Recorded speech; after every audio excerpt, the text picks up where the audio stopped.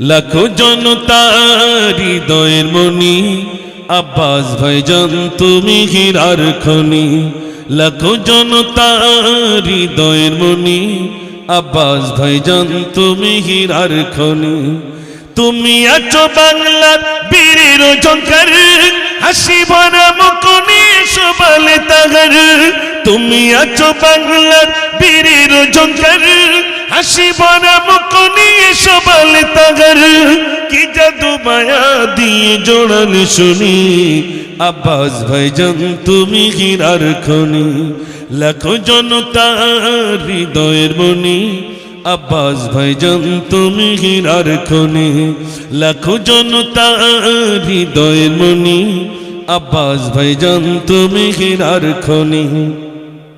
তোমার পরিচয় বলনি তুমি, কাজ দিয়ে জনতা চিনছো তুমি। তোমার পরিচয় বলনি তুমি, কাজ দিয়ে জনতা চিনছো তুমি। মায়া ভরা মন গুলো জিতছো তুমি, মায়া ভরা মন গুলো জিতছো তুমি। আব্বাস ভাইজান তুমি হীরার খনি। লাখো জনতা হৃদয়ের মনি, আব্বাস ভাইজান তুমি হীরার খনি। দেখি যদি জোর হয় তাহলে আরেক কুলি হবে। নারে তাকবীর। কই সবাই মিলে দেন না নারে তাকবীর। মাশাআল্লাহ। কে কোন জাতি আর বর্ণ ভাষা, সকলে তোমার কাছে গইয়া কাকার। কে কোন জাতি আর বর্ণ ভাষা, সকলে তোমার কাছে গইয়া কাকার। কোথাও তোমার নেই বিভেদি নীতি, আব্বাস ভাইজান তুমি হীরার খনি। লাখো জনতা হৃদয়ের মনি, আব্বাস ভাইজান তুমি হীরার খনি। লাখো জনতা হৃদয়ের মনি, আব্বাস ভাইজান তুমি হীরার খনি। একবার তাকবীর জোরে দেন নারে তাকবীর। সবাই মিলে দেন নারে তাকবীর। এই গজলটা আপনারা শুনতে চেয়েছেন, কবিতাটা আপনাদের কাছে শোনালাম। আলহামদুলিল্লাহ। আমার জন্য দোয়া করবেন, আল্লাহ জানো হকের কথা কিছু জবান থেকে বলিয়ে নেন। সবাই বলুন আমিন। কষ্ট পাচ্ছেন না তো আপনারা? মাশাআল্লাহ। সবে তো একটা দুটো গজল বলেছি, গজল একটু বলবো। আগে গজল বেশি বলতাম, এখন আর খুব বেশি বলা হয় না। তারপরেও ইনশাল্লাহ আপনারা অনেকেই এসেছেন, অনেক যুবক ভাইর এসেছেন। ইনশাল্লাহ আমি দুটো একটি গজল শোনাবো ইনশাল্লাহ। আমি এই যুবক ভাইরা এখানে জানা এসেছেন, আমি বিশ্বাস করুন আপনাদের অনেক অবদান, যুবকদের অনেক অবদান। সেই যুবকদের নিয়ে একটি গজল আমি অনেক আগে লেখা, যদিও এটা বুখারী শরীফের একটি ওয়াকিয়া। সেই ওয়াকিয়াটা আমি গজল আকারে লিখেছিলাম, সেটা আপনাদের কাছে শোনাবো। তার আগে একবার দরুদ শরীফ মহব্বতে আওয়াজ দিয়ে পড়ুন। আল্লাহুম্মা সাল্লি আলা, সবাই পড়ে, মাওলানা মুহাম্মদ ওয়া আলা আলি সাইয়্যিদিনা। সোনার ভাইরা, মরণ কখন আসবে কেউ জানি না। কত যুবক চলে গেছে, কত নওজোয়ান চলে গেছে, কত বৃদ্ধ চলে গেছে। আমি মুজাফফর, আমার দাড়ি চুল পেকে গেছে, মাথার চুলও পেকে গেছে। বিশ্বনবী সাল্লাল্লাহু আলাইহি সাল্লামের দাড়ি চুল মোবারক পেকে গেছে। সাহাবারা বললেন, ইয়া রাসূলুল্লাহ আপনার দাড়ি চুল মোবারক পেকে গেছে। আল্লাহ রাসূল বললেন, আমার দাড়ি চুল পাকি নাই, বরং মৃত্যুর চিঠি এসেছে। কিসের চিঠি এসেছে ভাই? মৃত্যুর চিঠি এসেছে। আর আমাদের চুল পেকে গেলে জিজ্ঞেস করে, ভাই চুল পেকে যাচ্ছে, তাহলে গ্যাস হচ্ছে তো এই জন্যই পেকে যাচ্ছে। গ্যাস হচ্ছে কি? মৃত্যুর চিঠি দিয়ে যাচ্ছে, খবর নাই। এই জন্য ভাইরা, মৃত্যুর চিঠি আমাদের কাছে অনেকের এসে গেছে। তৈরি হন, সাবধান হন। কখন ডাক আসবে জানি না, কোন মুহূর্তে ডাক আসবে জানি না, চলে যাওয়া লাগবে। তবে গরিবের জন্য একটা বিরাট ফ্যাসিলিটি কি বলুন তো? গরিবরা ধনী ব্যক্তিদের থেকে 500 বছর আগে গরিবরা দয়ার জান্নাতে চলে যাবে। একটু জোরে বলুন না সুবহানাল্লাহ। গরিবের জন্য 3টে খাতা, একটা কলমার খাতা, একটা নামাজের খাতা, একটা রোজার খাতা। কটা খাতা হলো? 3টে। ধনী ব্যক্তি হলে 2টো বাড়বে, একটা হলো হজের খাতা আর একটা জোরে বলেন যাকাতের খাতা। এখন ধনী হলে 2টো খাতা বাড়বে, গরিব হলে 3টে খাতা। কি কিছু বলবে? আচ্ছা বলছি। আর একবার বলতে হবে? আচ্ছা শেষ বেলায়, আচ্ছা শেষ বেলায় বলবো, শেষ বেলায় বলবো বসে, শেষ বেলায় আর একবার শোনাবো ইনশাল্লাহ। আর একটা সম্প্রীতির কবিতা শোনাতে হবে, তাই তো? দেখেন সম্প্রীতির কথা বলতে আমরা তো সবসময় এগুলো সম্প্রীতির কথা বলি, আলহামদুলিল্লাহ।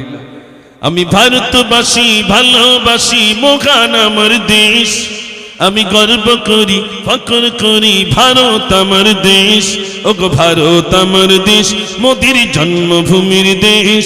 আমি ভারতবাসী ভালোবাসি মহান আমার দেশ, আমি গর্ব করি ফখর করি ভারত আমার দেশ। ওগো ভারত আমার দেশ, মোদির জন্মভূমির দেশ।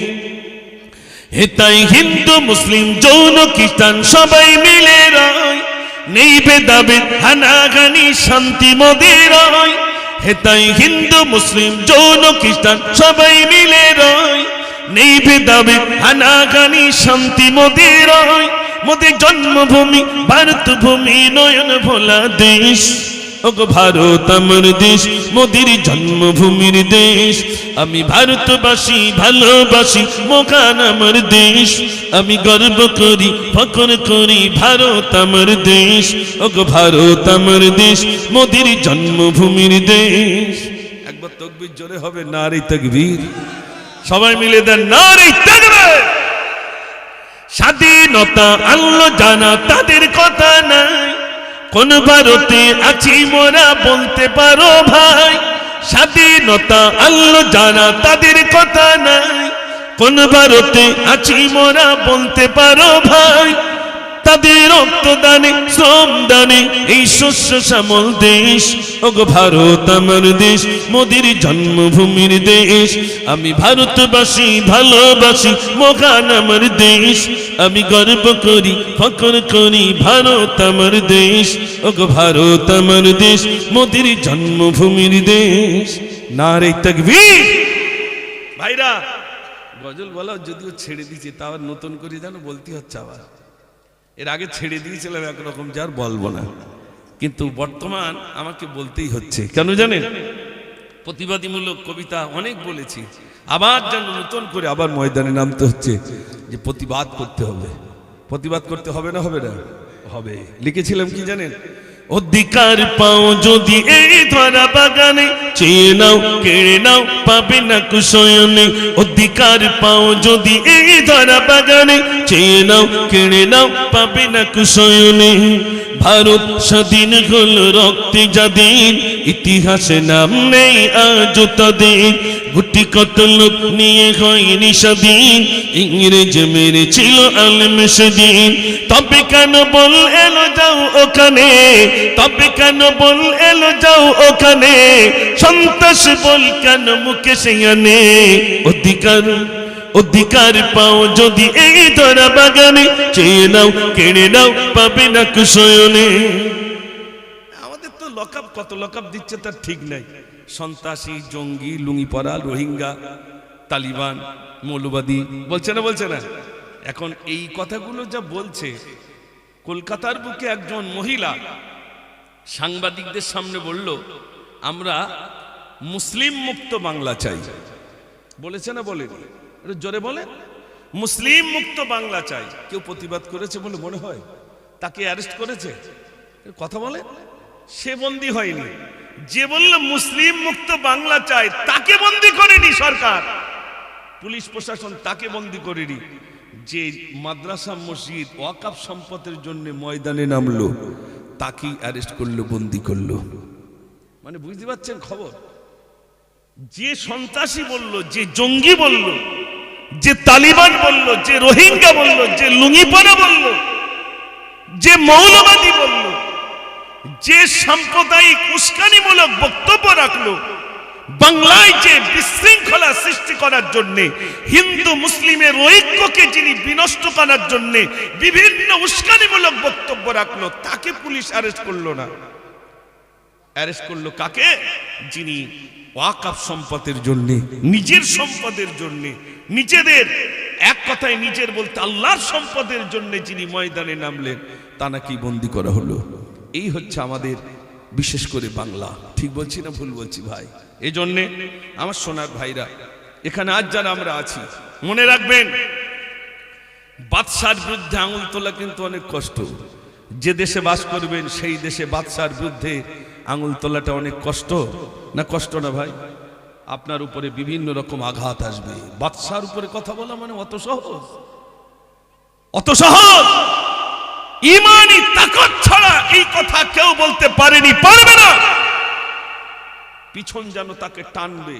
আর ঈমানি শক্তি যখন থাকবে সমস্ত কিছু দূর হবে, ন্যায়ের পক্ষে কথা বলবে, সমস্ত অন্যায়গুলোর বিরুদ্ধে যখন মাথা উঁচু করে কথা বলবে, জীবন চলে যাবে যাবে কিন্তু মাথা নিচু করবে না। একটু জোরে বলুন না সুবহানাল্লাহ। এটা হলো ঈমানি, যার ভিতরে ঈমানি জজবা রয়েছে, সে কোনোদিন মাথা নিচু করেনি, বরং ময়দানে নামবে। এই জন্য আমার সোনার ভাইরা, আজ এখানে আমরা যারা উপস্থিত আছি, আগামী দিন বড় ভয়াবহ দিন। আমাদের বাপ মা যারা কবরে শুয়ে রয়েছে, যারা কবরে শুয়ে রয়েছে, আমরা দোয়া করি ওই সমস্ত সম্পদগুলো যাতে সুরক্ষিত থাকে, আমাদের কবরস্থান যাতে সুরক্ষিত থাকে, আমাদের মাদ্রাসা যাতে সুরক্ষিত থাকে, আমাদের মসজিদ যাতে সুরক্ষিত থাকে, আমাদের ঈদগাহ যাতে সুরক্ষিত থাকে, আমাদের খানকা যাতে সুরক্ষিত থাকে। তার জন্য আল্লাহর কাছে দোয়া করতে হবে না? হবে না? একটু জোরে বলে। আল্লাহর কাছে দোয়া করতে হবে আর প্রয়োজনে ময়দানে নামতে হবে। আল্লাহ যেন আমাদেরকে সুমতি দান করেন। সবাই বলুন আমিন। আমি যাওয়ার আগে এখানে অনেক ভাইরা রয়েছেন, যেহেতু আজকের প্রোগ্রাম আমাদের থেকে যারা বিদায় হয়েছেন, যারা কবরস্থ হয়েছেন, তাদের আত্মার শান্তির জন্য আয়োজিত এই ধর্মসভা। আমাদের বাপ অনেকে চলে গেছে, মা অনেকে চলে গেছে, ওই কবরে চলে গেছে, ওই কবর গহীনে তারা কবরের বাসিন্দা বেনে গেছেন। আমাদেরকে একদিন ওই কবরের বাসিন্দা বানতে হবে। আমরা আল্লাহর কাছে দোয়া করি, আল্লাহ শহীদি মরণ আমাদের নসিবে তুমি জুটিয়ে দিও। সবাই বলুন আমিন। জোরে বলবেন না আমিন? শহীদি মরণ মানে বিনা হিসাব আল্লাহ দেওয়ার জান্নাত দিয়ে দেবেন। শহীদি মরণটা কেমন কষ্ট! একটা পিঁপড়ে কামড়ালে যেমন কষ্ট, তার থেকে কম কষ্ট শহীদি মরণ। জোরে বলুন না সুবহানাল্লাহ। আমরা আল্লাহর কাছে দোয়া করতে পারি, আল্লাহ শহীদি মরণ দিও। আমার শহীদি মরণ পাবো কি জানি না। শুনে নেন, দেওবন্দ বলে একটি মাদ্রাসা আছে, সেই দেওবন্দের শাইখুল হাদিস তানাকে, সেই মাদ্রাসার একটা বাচ্চা মারা গেছে। বাচ্চা মারা গেলে তানার কাছে গিয়েছে, হুজুর আমরা আপনার জন্য একটা নির্বাচিত কবরস্থানের জায়গা করে রেখে দিয়েছি, তো আমরা ভাবছি আপনার ওই কবরের পাশে এই বাচ্চাটার কবরস্থান কবর করব। হুজুর বললেন, আমার জন্য তোমরা নির্বাচিত করে রেখে দিয়েছো? জি হুজুর, আপনার জন্য কবরস্থানে একটা নির্বাচিত জায়গা করে রেখে দিয়েছি। হুজুর বললেন, তোমাদের তো একটা ইচ্ছা আছে আর আমার একটা ইচ্ছা আছে। তো সবাই বললেন, হুজুর আপনার কি ইচ্ছা? কি উত্তরটা দিচ্ছে শোনেন। তিনি বলছেন, আমার ইচ্ছা হলো যারা কোরআনের বিরুদ্ধে আঙুল তুলবে, যারা শরীয়তের উপরে আঙুল তুলবে, যারা সম্পদের উপরে আঙুল তুলবে, যারা ইসলামের উপরে আঙুল তুলবে, তাদের বিরুদ্ধে আমি ময়দানে নামবো। তারা আমাকে ধরবে, জবাই করবে, আমার শরীরের গোশতগুলো তারা টুকরা টুকরা করবে, হিন্দুস্তানের জমিনে তারা ছড়িয়ে দেবে, তারা হিন্দুস্তানের বিভিন্ন জায়গায় তারা ছড়িয়ে দেবে। আর কিয়ামতের দিন সবাই যখন নিজ নিজ কবর থেকে উঠবে, আর আমার গোশতগুলো যেহেতু হিন্দুস্তানের প্রান্তে প্রান্তে ছড়িয়ে রয়েছে, ওই গোশতগুলো সব একত্রিত যেদিন হবে, ওই মৃত্যুটা আমার কাছে সব থেকে আনন্দের মৃত্যু। একটু জোরে বলুন না সুবহানাল্লাহ। কথা বুঝতে পারছেন ভাই? যে আমি ওই মৃত্যু কামনা করি, জামান মৃত্যুর পরে আমার গোশতগুলো টুকরা টুকরা করে হিন্দুস্তানের ভিন্ন ভিন্ন প্রান্তে ছড়িয়ে দেবে। কেন? আমি কোরআনের পক্ষে কথা বলবো, আমি হাদিসের পক্ষে কথা বলবো, আমি রাসূলের পক্ষে কথা বলবো, আমি শরীয়তের পক্ষে কথা বলবো। এই কথা বলতে যে যারা আমাকে ক্ষত বিক্ষত করবে, আমাকে জবাই করে দেবে, আমাকে শহীদ করে দেবে, আমার গোশতগুলো টুকরা টুকরা করে হিন্দুস্তানের ভিন্ন ভিন্ন প্রান্তে ছড়িয়ে দেবে, ওই মরণটা আমার কাছে সব থেকে আনন্দের।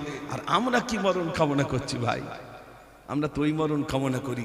আল্লাহ যেন আমাদেরকে শহীদি মরণ নসিব করেন। সবাই বলুন আমিন। মাওলানা দিলওয়ার হোসেন সাইদি বাংলাদেশ, তিনি শিখিয়ে দিয়েছেন না দেননি? একটু জোরে বলেন। যদিও পার্শ্ববর্তী দেশ, তিনি দুনিয়াবাসীকে শিখিয়ে দিয়েছেন। অন্যের বিরুদ্ধে তিনি মাথা নত করেননি, তবে আল্লাহর কাছে এই দোয়া করেছিলেন, আল্লাহ আমি বদনাম নিয়ে মরতে চাই না, আমি জেনা ব্যভিচারের অপবাদ নিয়ে মরতে চাই না, আমাকে ওই মরণ দিও, আমাকে শহীদি মরণ আমি কামনা করি, আমি শাহাদাতের তামান্না কামনা করি, আল্লাহ আমার শাহাদাতি মরণ তুমি নসিব করো। আল্লাহ তানাকে শাহাদাতি মরণ, তানাকে শহীদি মরণ নসিব করেছেন। জোরে বলুন না সুবহান। বেঁচে যখন ছিলেন তিনি বেঁচে থাকতে যা বলেছেন, মরণের পরে বেঁচে থাকতে যা বলেছেন আমরা তা দেখতে পাচ্ছি না ভাই?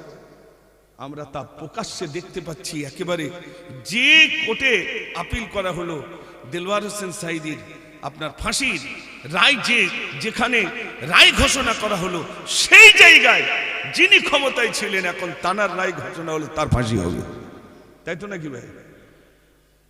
আমি নিয়ত করেছিলাম যতদিন থাকবে ততদিন বাংলাদেশ যাব না, আমি গেলে আমার বন্দি করবে। সেই সময় ছিল, কেন জানেন? আমি একটা গজল লিখেছিলাম, কি অপরাধীর জন্য কারাগারে করগণ্য। তখন দেলওয়ার হোসেন সাঈদী হায়াতে ছিলেন, তাই লিখেছিলাম, কি হাজার হাজার মাসুম শিশুকে মেরেছো, ওলামাদের কি কারাগার তুমি রেখেছো। বড় বড় আলেমদেরকে কারাগারে বন্দী করেছিল, ছোট ছোট বাচ্চাদেরকে শেষ করেছিল। আজ ভারতে যদিও লুকিয়ে রয়েছে, কি হবে আল্লাহ জানে। ফাঁসির রায় হয়েছে না হয়নি? একটু জোরে বলে। সে নাগরিকত্ব পাচ্ছে, সে নাকি সুন্দরভাবে রয়েছে, সে বৈধভাবে রয়েছে, আর আমরা ইলেকশনে ভোট দিয়েছি, আমরা তাহলে অবৈধ। একটু জোরে বলে। আমাদেরকে এসআইআর করা হচ্ছে কেন? না আমি ভারতের নাগরিক কিনা তার প্রমাণ। তাহলে আগে যদি প্রমাণ দিতে হয়, তাহলে যিনি মসনদে বসে রয়েছেন তিনি কি বৈধ? কথা বলেন আমার সঙ্গে, তিনি কি বৈধ? না, তিনি অবৈধ। তাহলে আগে তানাকে চেয়ার থেকে সরান, নিজেকে আপনার চেয়ার থেকে সরার দরকার ছিল, তারপরে যদি এসআইআর হতো সেটা মানা যেত। এখন আমাদের ভোটেই তানারা মুখ্যমন্ত্রী, প্রধানমন্ত্রী, আরো যত মন্ত্রী সব আমাদের ভোটেই। এখন আমাদেরকে আবার প্রমাণ করতে হচ্ছে যে আমি হিন্দুস্তানের নাগরিক কি না। ঠিক বলছি না ভুল বলছি ভাই? ইস, এটা বড় দুঃখের, দুঃখের ছাড়া অন্য কিছু নয় সোনার ভাইরা। এই জন্য বলবো, এসআইআর বলেন, এমপিআর বলেন, এনআরসি বলেন, আমরা পক্ষে। পক্ষে না বিপক্ষে? একটু জোরে বলে। আমরা পক্ষে। আমরা কি করব? আমরা সাধারণ জনগণ, আমরা পক্ষে। ও যখন যা, এই আজকে একরকম আইন করবে, কাল একরকম আইন।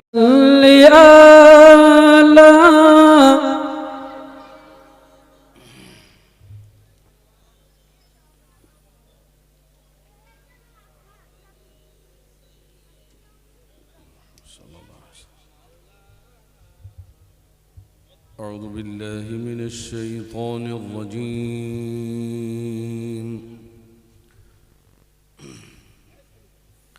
بسم الله الرحمن الرحيم.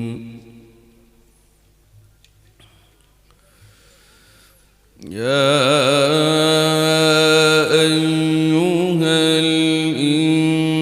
الإنسان ما غرك بربك الكريم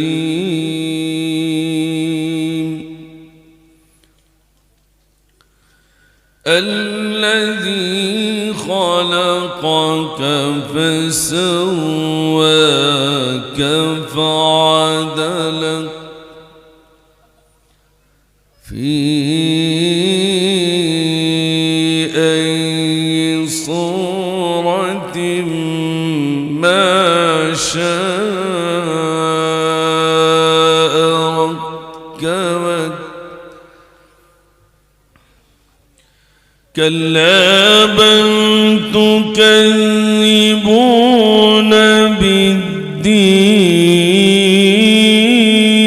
بالدين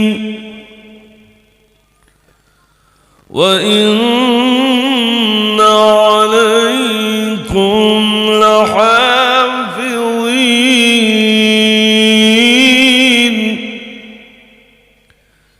كراما كاتبين يعلمون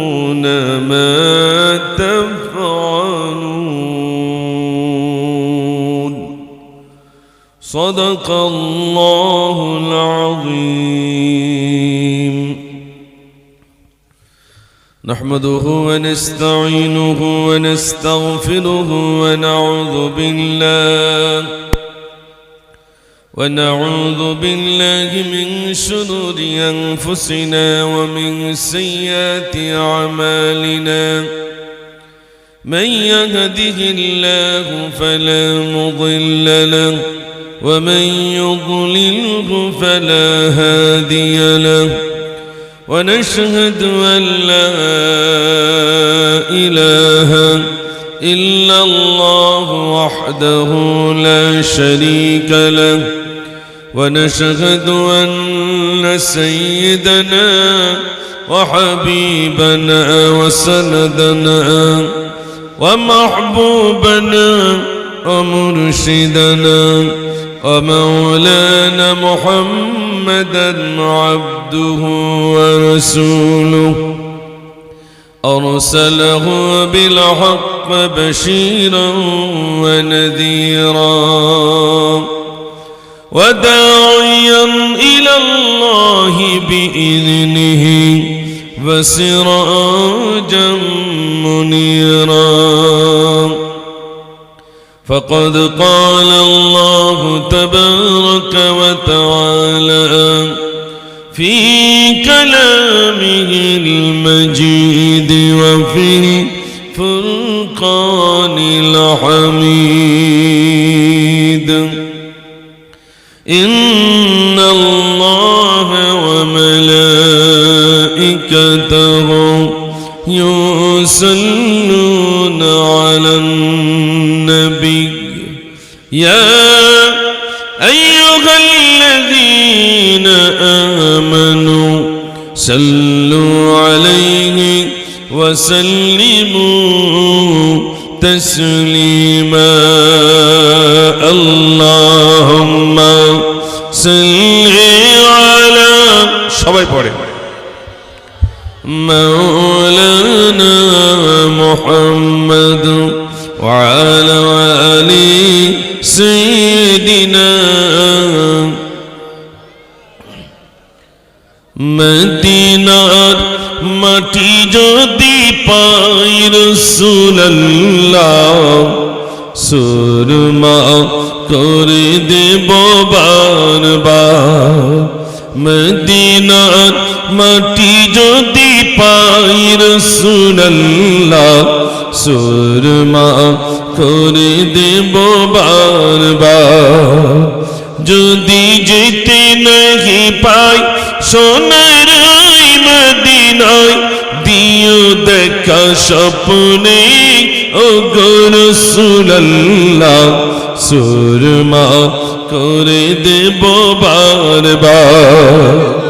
জোরে বলুন না সুবহান। মদিনার মাটি যদি পাই রাসূলুল্লাহ সুরমা করে দেব বারবার। আল্লাহুম্মা সাল্লি আলা সবাই পড়ে। আচ্ছা এই ফুলগুলো একটু উঁচু করে দেন, এই ফুলগুলো।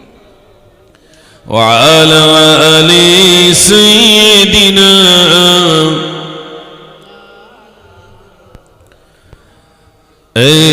साज गंबद वाले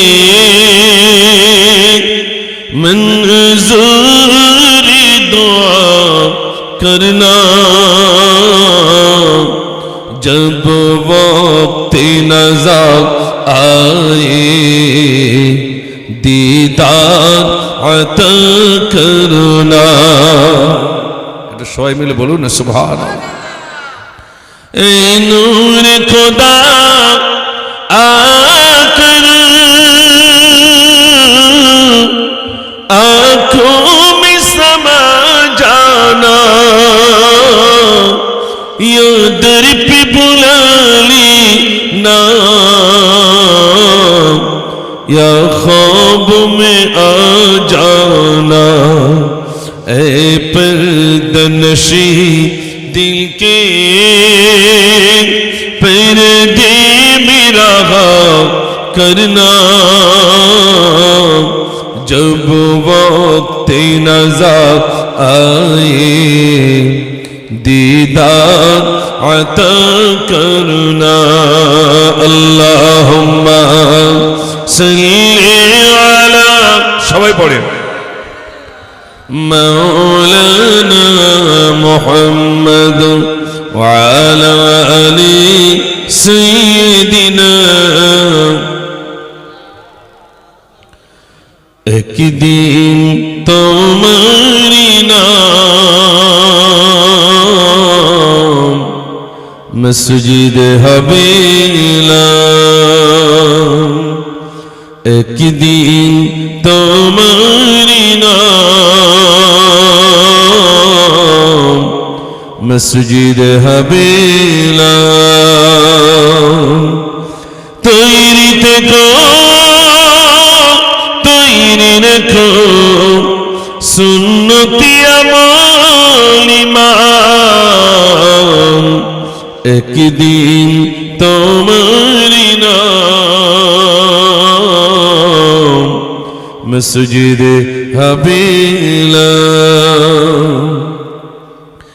एक दिन তোমাকে পরিয়ে কাফন সঙ্গী সজন করিবে দাফন হঠাৎ চলে গেল আদরের দল প্রিয় মা বাবা ভাসিয়ে নয়ন তৈরি থেকো তৈরি রেখো সুন্নতি আমল ইমান একদিন তোমারি নাম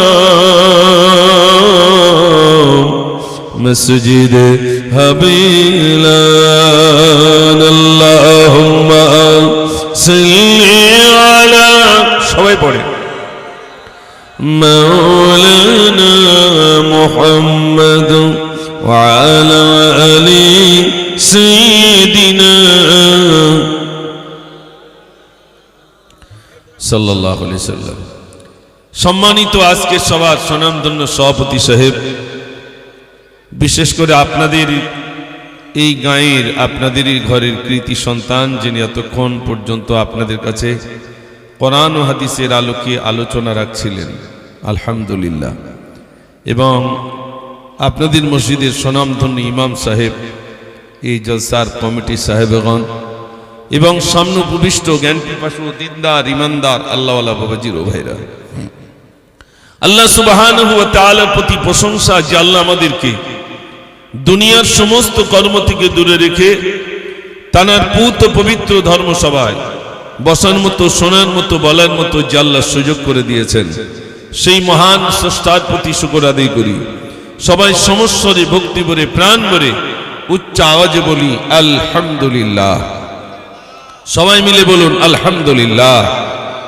তারপরেই জানাই সৈয়দুল মুরসালিন, সৈয়দুল কওনাইন, খাতামুন নবিয়্যিন জনাবে মুহাম্মদুর রাসূলুল্লাহ, সকলে বলুন সাল্লাল্লাহু আলাইহি সাল্লাম। তানার প্রতি অগণিত দরুদ ও সালাম বর্ষিত হোক, সকলে বলুন আল্লাহুম্মা আমিন। আমার সোনার ভাইরা, আমরা এমন একটা সময়ে উপস্থিত হয়েছি যে সময় এরকম একটা জলসার বিরাট প্রয়োজন ছিল। চারিদিকে বিশেষ করে পশ্চিম বাংলায় মুসলমান নিধনের একটি বিরাট ষড়যন্ত্র চক্রান্ত, এসআইআরকে কেন্দ্র করে নাগরিকত্ব কেড়ে নেওয়ার একটা বিরাট ফাঁদ, একটা চক্রান্ত শুরু হয়েছে। আপনারা খবরে দেখছেন এতদিন ওয়াকফ সম্পদের বিল যদিও পাশ হয়েছে, কিন্তু আমাদের রাজ্য সরকার এতদিন তিনি গ্রহণ করেননি, পরিষ্কার বলে দিয়েছেন আমি ওটা মেনে নিলাম। আপনারা শুনেছেন না শোনেননি? আরে হ্যাঁ কথা বলেন, শুনেছেন। তার মানে শুরু হয়ে গেল যে ওয়াকফ সম্পদের জন্য আমরা এতদিন ময়দানে নেমেছিলাম। আমরা যারা মুসলমান, আমরা তো এর পূর্বে জানি আমাদেরকে ফুটবলের ন্যায় ব্যবহার করা হচ্ছে। এদিক দিয়ে লাথি মারলে ওদিকে যায়, ওদিক দিয়ে লাথি মারলে এদিকে আসে। আমরা মুসলমান বুঝলাম না, আমাদের কবরস্থান, আমাদের মসজিদ, আমাদের ঈদগাহ, আমাদের খানকা সব দখলে চলে যাবে। এগুলো একটি বিরাট ষড়যন্ত্র। মুসলমানের দেশকে শাসন করেছেন 850 থেকে 800 বছর এই দেশ শাসন করেছেন মুসলমান। তারপরে ইংরেজ, মুসলমানের পরে ইংরেজ এই দেশ শাসন করে আপনার 250 বছর, 200 বছর ধরলাম। তো এই 200 বছরের পরে এই হচ্ছে আপনার 76 কি 77 চলছে, তাই তো নাকি ভাই? তাহলে এই দেশ পূর্বে ছিল মুসলমানদের হাতে, আর সেই নামকরণগুলো পর্যন্ত উঠিয়ে দেওয়া হচ্ছে। গ্রামের নাম ইসলামপুর, ইসলামপুর আর রাখা যাবে না। কেন না? ওটা মুসলমানদের দেওয়া নাম রয়েছে ইসলামপুর, ওটার নাম রাখতে হবে ভগবানপুর। ঠিক বলছি না ভুল বলছি? আপনারা খবর রাখেন না রাখেন না? রাখেন। আমার সোনার ভাইরা, কোরআন ও হাদিসের আলোকে নসিহত তো অবশ্যই প্রয়োজন। আমার নিজের অস্তিত্ব যদি না থাকে, মসজিদ যদি না থাকে, মাদ্রাসা যদি না থাকে, কবরস্থান যদি না থাকে, হিন্দুস্তানের বুকে আমার নাগরিকত্বই যদি চলে যায়, আলোচনার কিভাবে শুনবেন ভাই? তার জন্য আমাদের ময়দানে নামতে হবে না ঘুমিয়ে থাকতে হবে? একটু কথা বলেন। ময়দানে নামতে হবে, সজাগ হতে হবে। মুসলমান সারাটা জীবন ঘুমিয়ে রইল, ঘুমিয়ে দিন কাটালে হবে না। আগামী দিন বড় ভয়াবহ দিন, পরীক্ষার সম্মুখীন হতে হবে। আমাদেরকে ময়দানে নামতে হবে, আর বাঁচার রাস্তা নাই। আপনারা জানেন, এনআরসি বলেন, এমপিআর বলেন, এসআইআর বলেন, জানারাই এসআইয়ের বিরোধিতা করছেন, তানারাই তো এসআইআর সমর্থন করে বসে রয়েছে। ঠিক বলছি না ভুল বলছি? আচ্ছা বলুন তো, আবু জেহেল গর্ত খুঁড়েছিল আমার রসুলকে গর্তে ফেলবে বলে, তাই তো নাকি? আবু জেহেল গর্ত খুঁড়েছিল, কুয়া খুঁড়েছিল। বলুন তো ওই কুয়ায় পড়েছিল কে? একটু জোরে কথা বলে। যে খুঁড়েছিল সেই পড়ল। যারা এসআইআর কে কেন্দ্র করে মুসলমানকে জব্দ করার চক্রান্ত করল, ময়দানে মুসলমান নেমেছে বলে মনে হয়? নিজেরাই জব্দ হয়ে গেল। মুসলমানকে জব্দ করা যায়নি, আর যাবে না। এটা পৃথিবীর শুরু থেকেই নিয়ে ইহুদি আর নাসারা মুসলমানের চরম শত্রু। আল্লাহ তা কোরআনে এলান করে দিলেন, ইসলামের চরম শত্রু ইহুদি আর নাসারা। ভাইরা, মুসলমানকে খতম করার জন্য চক্রান্ত প্রচুর। কিভাবে মুসলমানকে শেষ করা যায়? আপনারা বলুন। আজকে এখানে ধর্মসভা হচ্ছে, আলহামদুলিল্লাহ। আমাদের কি এখন এই মুসলমানই বলছে মৌলবাদী। মৌলবাদী মানে মৌলবী, মৌলবী থেকে ওরা ভেবে নিয়েছে এরাই মৌলবাদী। আরে মৌলবাদীর তাৎপর্য মানে তারা জানে না। মৌলবাদী বলে, জঙ্গি বলে, লুঙ্গিপাড়া বলে, জিহাদি বলে, রোহিঙ্গা বলে, তালিবান বলে, এই আলেম ওলামাদেরকে আর দামিয়ে রাখা যাবে বলে মনে হয়? একটু জোরে বলে না। ইংরেজরা ভেবেছিল আলেম দেখো কল্লা কাটো, ইংরেজরা চেয়েছিল আলেম দেখো কল্লা কাটো। আলেমদের দেখে দেখে কল্লা কাটা হয়েছিল, আলেমদেরকে বন্দী করা হয়েছিল। ভাইরা, আজকে যে জলসা হচ্ছে এখানে, এটা আলেমদের অবদানের বিনিময়ে এই দেশ স্বাধীন হয়েছে, যারা ইংরেজদের হাতে জীবন দিয়েছেন। তবেই কিন্তু আজ এখানে আমরা বসে দুটো কথা আলোচনা রাখতে পারছি। এই মসজিদ, এই মাদ্রাসা, এই কবরস্থান, এখানকার এগুলো সুরক্ষিত রয়েছে অনেক আলেমের রক্তের বিনিময়ে। একটু জোরে বলুন না সুবহানাল্লাহ। এটা বিশ্বাস হয় বলে মনে হয়? আমরা তো ইতিহাস পড়িনি, আমরা ইতিহাস পড়িনি ভাইরা। আমরা এই ইতিহাস পড়ে স্কুল, কলেজের, ইউনিভার্সিটিতে যে ইতিহাস পড়ানো হয়, এই ইতিহাস পড়ে আমি আপনি মাস্টার হতে পারবো, ডাক্তার হতে পারবো, ইঞ্জিনিয়ার হতে পারবো, উকিল হতে পারবো, ব্যারিস্টার হতে পারবো, কিন্তু আপনি মুসলমানের অবদান সম্পর্কে জানতে পারবেন না। কেন না? প্রথমেই মুসলমানের অবদান সম্পর্কে ওখান থেকে ডিলিট করে দেওয়া হলো, শেষ করে দেওয়া হলো। পরিকল্পনা অনেক দিনের, পরিকল্পনা অনেক দিনের। তবে মনে রাখবেন, এসআইআর বলেন, এমপিআর বলেন, এনআরসি বলেন, এগুলো মুসলমানকে একটি বিরাট কোণঠাসা করার একটা চক্রান্ত ছাড়া অন্য কিছু নয়। আমার সোনার ভাইরা মনে রাখবেন, একটা টিউব যেমন পুকুরে পানিতে ডুবিয়ে রাখা চুবিয়ে রাখা অসম্ভব, এই মুসলমানকেও হিন্দুস্তান থেকে বিতাড়িত করা একটু জোরে বলে অসম্ভব। তবে ঘুমালে হবে না। আমাদের যা ইমানি জোর, এই ইমানি জোরে কি হবে আল্লাহ ভালো জানে। কাল যদি তালপুকুরি মার পড়ে, সত্যি কথা বল তোর নাম কি, কতজন বলি বলবেন আল্লাহর কিরে আমার নাম হরি। ঠিক বলছি না? বলবে প্রথমটা কি বলবে আল্লাহর কিরে, তারপরে ঘুরে যাবে। আমাদের যা ইমানি পাওয়ার, আমাদের কি সেই পাওয়ার আছে, সেই শক্তি আছে? আমাদের মতো দাড়ি, আমাদের মতো টুপি ছিল। নাম শুনেছেন আশফাকুল্লাহ, বড় মাপের আলেম ছিলেন। এই তো আপনাদের ঘরের ছেলে আলেম, আলেম ছিলেন। শোনেন, আমি একটা গজলের ভিতর লিখেছিলাম না, আপনারা জানেন, ভারতবাসী ভারতবাসী ভারতবাসী গো, ভারতবাসী ভারতবাসী ভারতবাসী গো, সম্প্রীতির পতাকা জি আমরা তুলিব, আমরা তুলিব, আমরা তুলিব। ভারতবাসী ভারতবাসী ভারতবাসী গো, ভারতবাসী ভারতবাসী ভারতবাসী গো, ক্ষুদিরামের আশফাকুল্লাহর বলিদানের দেশ, রবীন্দ্রনাথের নজরুলের জন্মভূমির দেশ। আশফাকুল্লাহর নামে তা আছে না নাই? ক্ষুদিরামের আশফাকুল্লাহর বলিদানের দেশ। আশফাকুল্লাহ ছিলেন বড় মাপের আলেম। তাই ইতিহাসে নামটা জায়গা পেল না। দাড়িওয়ালা লোক, টুপিওয়ালা মাথায়, ইতিহাসের নাম দিলে কিরকম একটা নাম দেয়নি। আশফাকুল্লাহকে ইংরেজরা বন্দী করলো। আশফাকুল্লাহ তোমাকে ফাঁসি দেব। আশফাকুল্লাহ বলছেন ফাঁসি দেবেন, আমাকে একটু ওজন করুন। বলছে ওজন করে কি হবে?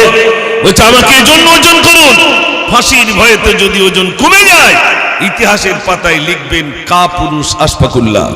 আমার ওজন যা ছিল যদি তাছাড়া বেড়ে যায় লিখবেন বীর পুরুষ আশফাকুল্লাহ, আর আমার ওজন যা ছিল যদি তাই থেকে যায় লিখবেন সুপুরুষ আশফাকুল্লাহ। আশফাকুল্লাহর ফাঁসির 15 দিন আগে ওজন হচ্ছে 100 কেজি। যেদিন ফাঁসি হবে আশফাকুল্লাহকে বলছে, আশফাকুল্লাহ মায়ের সঙ্গে দেখা করতে চাও? না, কারোর সঙ্গে দেখা করতে চাই না, আমাকে একটু ওজন করুন। আশফাকুল্লাহর ওজন করা হচ্ছে, আশফাকুল্লাহর ওজন গিয়ে দাঁড়িয়েছে 150 কেজি। একটু জোরে বলুন না সুবহানাল্লাহ। ফাঁসির ভয়েতে ওজন বাড়ে না কমে? একটু জোরে বলে। আর আলেমের ওজন কি হলো? বেড়ে গেল।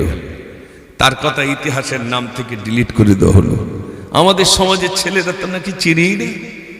ভাইরা এটা বলতেই হয়। শোনেন, আমাদের থেকে একজন বড় মাপের ঐতিহাসিক আলেম বিদায় হয়েছেন, যদিও তিনি একজন দেওবন্দি। নাম হলো গোলাম আহমেদ মুর্তজা।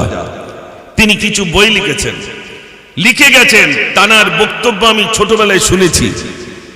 আল্লাহ তানার কবরটা যেন নূরে ভরপুর করে দেন, সবাই বলুন আমিন। বেঁচে থাকতে আমরা তানাকে নির্ণয় করতে পারিনি। তিনি কিছু কিতাব রচনা করে গেছেন। তিনি বলেছেন, আমি যদি কলকাতায় একটা স্বর্ণকারের দোকান করতাম, করতে পারতাম, আমি স্বর্ণকারের দোকান করতে পারতাম, কিন্তু তা করিনি। আমি করেছি কিতাবের দোকান। যেখানে বই মেলা হয়েছে সেখানে আমি স্টল দিয়েছি। বড় দুঃখ, মুসলমান আমার কিতাব কিনেনি। তিনি লিখেছেন ইতিহাসের ইতিহাস, চেপে রাখা ইতিহাস, বজ্র কলম। তিনি মানুষের সামনে দায়িত্বহীন ভাষায় বলে গেছেন, আমার বইগুলো আপনারা কিনে রাখুন। যদি কেনেন, আপনি না পড়তে পারলেও আপনার ছেলে পড়বে, ছেলে না জানলেও অন্তত নাতিটা এই বই পুস্তকগুলো পড়ে জ্ঞান সঞ্চয় করবে আর বুঝতে শিখবে এই দেশের জন্য কারা প্রাণ দিয়েছেন। বড় দুঃখ আজ আমরা, আপনারা বলুন তো, বসিরহাট ইসালে সওয়াব হলে বা ফুরফুরা যখন ইসালে সবে যান, আরো বড় বড় ইসালে সবে যখন যান, তখন হালুয়ার দোকানে বেশি ভিড় হয় না কেতাবের দোকানে বেশি ভিড় হয়? ভাই একটু জোরে বলে। আর যে কেতাব বিক্রি করে ও মাছি উড়ে, ওর কাছে খরিদ্দার নেই। কেন? মুসলমান হালুয়া খাবে, মঞ্চুর খাবে, কিন্তু কেতাব সঞ্চয় করবে না, জ্ঞান সঞ্চয় করবে না। এটা মুসলমানের আদাত কিনা ভাই? বড় দুঃখের কথা বলছি। আজ আমাদের বাড়িতে কিতাব পুস্তক নেই। বলুন তো, আল্লামা হুজুর 150 অধিক কিতাব লিখেছেন। এটা জোরে বলুন না সুবহানাল্লাহ। তিনি কি উর্দুতে কিতাব লিখতে পারতেন না? আল্লাহ তাআলাকে অনেক পাণ্ডিত্য দিয়েছিলেন। আমি আপনি কি তানাকে নিয়ে গবেষণা করেছি, জানারা শিক্ষিত মানুষ। আপনাদের এখানকার মুফতি নাসির উদ্দিন সাহেব চাঁদপুরি, তিনি আল্লামা হুজুর সম্পর্কে বলেছেন তানার মতো বড় মাপের আলেম আবার আগামীতে জন্ম নেবে কিনা আল্লাহ বেহতার ভালো জানে। এত বড় আলেম ছিলেন। কি করে বললেন? বলছে তানার কিতাবগুলো প্রমাণ করছে তিনি ছিলেন এশিয়া মহাদেশের সবথেকে বড় আলেম। জোরে বলুন না সুবহানাল্লাহ। তানার কিতাব প্রমাণ করছে, তানার কিতাব বলে দিচ্ছে তিনি কত বড় মাপের আলেম ছিলেন। আমি আপনি কি বলবো ভাইরা? তা আমি বলতে চাইছি আপনাদের কাছে, হুজুর আল্লামা এত কিতাব লিখলেন, সেই কিতাবগুলো আমাদের বাড়ি আছে বলে মনে হয়? হুজুর উর্দুতে লিখলে লিখতে পারতেন, আরবিতে লিখলেও লিখতে পারতেন, কিন্তু বাংলায় লিখলেন কেন? তিনি বাংলায় লিখলেন এজন্যে, আমার আব্বার মুখে শোনা আছে চৈতল থেকে আর বসিরহাট পর্যন্ত তখন গরুর গাড়ি চলতো, গরুর গাড়িতে লোক যাতায়াত করত। এইরকম একটা সময়, এখন কিতাব লেখাটা সহজ, কম্পিউটার হাতের সামনে, আর তখন কিতাব লেখাটা কত কষ্ট। এখান থেকে কলকাতায় যেতে হতো, প্রেস একটা অক্ষরগুলোকে জুড়ে জুড়ে জুড়ে জুড়ে তারপরে বইগুলো ছাপানো হতো। বলুন তো, এই 150-র অধিক কিতাব লিখেছেন জাতির জন্য, আমার জাতি যাতে পথভ্রষ্ট না হয়ে যায়, আমার জাতি যাতে আপনার কুসংস্কারে লিপ্ত না হয়, আমার জাতি শিরক মুক্ত যাতে হয়, আমার জাতি যেন নোংরা থেকে দূরে থাকতে পারে, তার জন্য তিনি বাংলায় কিতাব রচনা করেছেন। আর বলেছেন আমি রুহুল আমিন ওই বাড়িতে যে বাড়িতে আমার কিতাব রয়েছে। জোরে বলুন না সুবহানাল্লাহ। বড় দুঃখের কথা বলছে, আমাদের বাড়িতে কিতাব কই ভাই? কিতাব কই? আলমারিতে কিতাব নাই, শাড়ি চুড়ি ভর্তি, সমস্ত কিছু আসবাবপত্র ভর্তি, কিতাব নাই। আমাদের বাড়িতে খুঁজলে এখনো নামাজ শিক্ষা মিলবে না। দুটো একটা জায়গায় জলসায় গেলে তো নামাজের কথা বলি, ভাই নামাজ পড়বে, একটু নামাজের পার্টিটা দেন তো। তো নামাজের পার্টি খুঁজ দিই, নামাজের পার্টি আনতে গেলে আধ ঘন্টা সময় লাগে। তখন বোঝা যায় এ বাড়ি কতটা তাহলে নামাজি আছে, বোঝা যায় না, যায় না? নামাজের পার্টি যদি আনতে আধ ঘন্টা সময় লাগে, তাহলে এর দ্বারাই বোঝা যায় এই বাড়িতে কত নামাজি আছে। চিন্তা করতে পারেন, একটা নামাজের পার্টি পর্যন্ত মুসলমানের ঘরে নেই, একটা দস্তরখানা পর্যন্ত নেই, বন প্লেট রেখে দিস। ঠিক বলছি না ভুল বলছি বলুন? অথচ আমরা নবীর আশিক, একদম প্রায় জায়গায় ব্যানারে দেখবেন আই লাভ মুহাম্মদ সাল্লাল্লাহু আলাইহি সাল্লাম লেখা আছে না? নাই? একটু জোরে বলে, আই লাভ মুহাম্মদ সাল্লাল্লাহু আলাইহি সাল্লাম, আমি রাসূল করিম সাল্লাল্লাহু আলাইহি সাল্লামকে ভালোবাসি।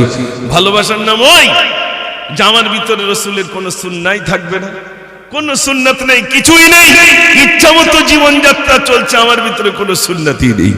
এই জন্য আমার ভাইরা, আমি আজ আলোচনা আপনাদের কাছে রাখার প্রম্ভে একবার তাকবীর ধ্বনি দেখতে চাই। সবাই একবার মহান রবের নাম একটু জোরে নেন দেখি, নারে তাকবীর। আরেকটু জোরে নেন, নারে তাকবীর। মাশাআল্লাহ। আমি আলোচনা রাখার আগে সকলের কাছে অনুরোধ করব, সবাই জমে বসুন, প্রাণ ভরে একবার উচ্চ আওয়াজে দুরূদ শরীফ পড়ুন। আল্লাহুম্মা সাল্লি আলা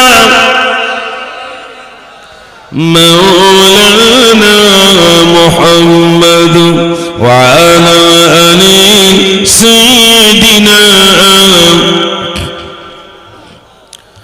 কাদি জাইনাব কাদি কুলসুম কাদি সাকিনা কাদি জাইনাব কাদি কুলসুম কাদি সাকিনা কাই দুই দুই ফিরে এলো, কাই দুই দুই ফিরে এলো, হুসাইন এলো না। কাঁদি জাইনাব কাঁদি কুলসুম কাঁদি সাকিনা কাঁদি জাইনাব কাঁদি কুলসুম কাঁদি সাকিনা। আল্লাহুম্মা সাল্লি আলা, সবাই পড়ে, মাওলানা মুহাম্মদ ওয়া আলা আলি। ডেকরেটর আছে? বক্সে একটু ভাই একটু প্রেসার দাও। মাশাআল্লাহ, খিদিরপুরে যদি এইখানটা মনে হবে নতুন, তাই তো নাকি ভাই? আশেপাশে আল্লাহ পাক এনেছেন, এখানটা নতুন। আপনাদের এখানে এসে খুব ভালো লাগছে। আমার যুবক ভাইরা, আপনাদের প্রয়োজন, আগামী দিনে অনেক যুবকদের বিরাট প্রয়োজন। ময়দানে যদি নামতে হয়, আগে যেতে পারবে কারা? একটু জোরে বলে। যুবকেরা, যুবকেরা ময়দানে আগে যেতে পারবে, তো যুবকদের দরকার। আল্লাহ রাসূল সাল্লাল্লাহু আলাইহি সাল্লাম যুবকদেরকে বেশি প্যার করতেন, মহব্বত করতেন, ভালোবাসতেন, যুবকদেরকে এত প্যার করতেন। আর জান্নাতে কিন্তু বুড়ো মানুষ যাবে না, জান্নাতে যারা যাবে সব জনেরা। বুড়ো সাহাবারা বললেন, ইয়া রাসূলুল্লাহ, তাহলে আমাদের উপায় কি হবে? আল্লাহর নবী বললেন, তোমাদেরকে জন করিয়ে, যুবক করিয়ে জান্নাতে দিয়ে দেওয়া হবে। জোরে বলুন সুবহানাল্লাহ। দুনিয়ায় লাঠি ঠেলেছে, আর ওখানে লাঠি ঠেলবে নাকি ভাই? হ্যাঁ, এখানে লাঠি ঠেলছে বলে ওখানে কি সেদিন জন হয়ে যাবে, নজন হয়ে যাবে। এই জন্য আল্লাহ রাসূল সাল্লাল্লাহু আলাইহি সাল্লাম যুবকদেরকে বেশি প্যার করতেন, মহব্বত করতেন, ভালোবাসতেন। আমার যুবক ভাইরা আপনার জন্য এসেছেন। আপনারা দেখবেন গ্রামে যদি যুবক বদলে যায়, গোটা সমাজ বদলে যাবে। যাবে না? যাবে না ভাই? যুবক যদি বিগড়ে যায়, গোটা সমাজ বিগড়ে যাবে। যুবক পরিবর্তন। আচ্ছা আচ্ছা, মাশাআল্লাহ। হ্যাঁ, একটু বলে দিলে ভালো হয়। মাশাআল্লাহ। আসলে আজকের যে সভাটা আমাদের থেকে যারা চলে গেছেন, তাদের আত্মার শান্তির জন্য আয়োজিত ধর্মসভা, অবশ্যই সে সম্পর্কে আমি আপনাদের, এই তো এসআইআর হচ্ছে, এসআইআর কে কেন্দ্র করে কাগজপত্র দেখাতে হচ্ছে না? হচ্ছে না? একটু জোরে কথা বলে। কাগজপত্র দেখাতে হচ্ছে কেন? আপনি নাগরিকত্ব পাওয়ার জন্য 50 বছর, 60 বছর, 70 বছর হিন্দুস্তানে থাকার জন্য এসআইআর কাগজপত্র দেখাতে হচ্ছে। আচ্ছা, এখান থেকে মনে করুন আরেকটা আপনাকে নিয়ে যেতে হবে আরেকটা জগতে, সেটা হলো কবর জগৎ। তো সেখানেও তো কাগজপত্র দেখার দরকার আছে না নাই? হ্যাঁ, ফারিস্তারা দেখবেন না? দেখবেন না? আল্লাহ তখন বলবেন, কই দেখি তোমার কাগজ। ফারিস্তারা দেখতে চাইবেন, তো সেই কাগজগুলো আমাদের ঠিক জোগাড় আছে তো? সেই সম্পর্কে দুটো একটি কথা, অন্যান্য কথা না। আল্লাহ পাক কোরআন পাকের ভিতরে বলছেন, ইয়া আইয়ুহাল্লাযীনা আমানু ইত্তাকুল্লাহা হাক্কা তুকাতিহি ওয়া লা তামুতুন্না ইল্লা ওয়া আনতুম মুসলিমুন। আল্লাহ রাব্বুল আলামিন বলে, এই বিশ্বাসীরা, আমার বান্দারা, তোমরা আমাকে ভয় করো, ভয় করার মতো ভয় করো। তারপরেই বলছেন, অতক্ষণ পর্যন্ত মৃত্যুবরণ করো না, যতক্ষণ পর্যন্ত প্রকৃত মুসলমান না হতে পারবে, ততক্ষণ পর্যন্ত মৃত্যুবরণ করো না। কথাটা কার কথা? আরে জোরে বলে, কার কথা? প্রকৃত মুসলমান ওই মৃত্যুবরণ করতে বলেছেন আল্লাহ। এখানে আমরা যারা আছি, আমরা আধার কার্ডে মুসলমান, আই কার্ডে মুসলমান, প্যান কার্ডে মুসলমান, জাতিগত দিক দিয়ে মুসলমান, সত্যিকারের কি মুসলমান? আল্লাহ বলছেন প্রকৃত মুসলমান হয়েই মৃত্যুবরণ করুন। ও সোনার ভাইরা, আমরা কি সত্যি প্রকৃত মুসলমান হতে পেরেছি? না। প্রকৃত মুসলমান হতে গেলে তার ভিতরে প্রথম নম্বর থাকবে তাকওয়া, পরেজগারিতা, আল্লাহর ভয়। এই আল্লাহর ভয় আমাদের অন্তরের ভিতরে কোথায়? নাই। আল্লাহ রাব্বুল আলামিনের জন্য বলে, বান্দা, তুমি অন্যায় করেছো, তুমি আমার কাছে ক্ষমা চাও, আমি আল্লাহ ক্ষমা করে দেব, আমি আল্লাহ ক্ষমা করে দেব।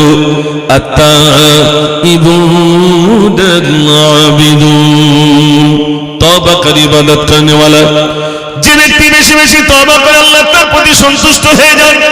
ওরে আমার বান্দা, তুমি অন্যায় করেছো, খালেস দিলে তুমি তওবা করো, আমি আল্লাহ ক্ষমা করে দেব। বান্দা বলে, আল্লাহ আমি এত অন্যায় করেছি, পাহাড় সমান আমার অন্যায় হয়ে গেল, আমার লজ্জা পায়, কেমন করে তোমার কাছে আমি ক্ষমা চাই? আল্লাহ রাব্বুল আলামিন বলে, বান্দা রে, তাহলে এক কাজ করো, তুমি আমার কাছে অন্তত একটুখানি কাঁদো, আমি আল্লাহ ক্ষমা করে নেব। বান্দা বলে, আল্লাহ চোখে আমার পানি আসে না। আল্লাহ কেমন করে কাঁদবো, আমার চোখে তো পানি আসে না।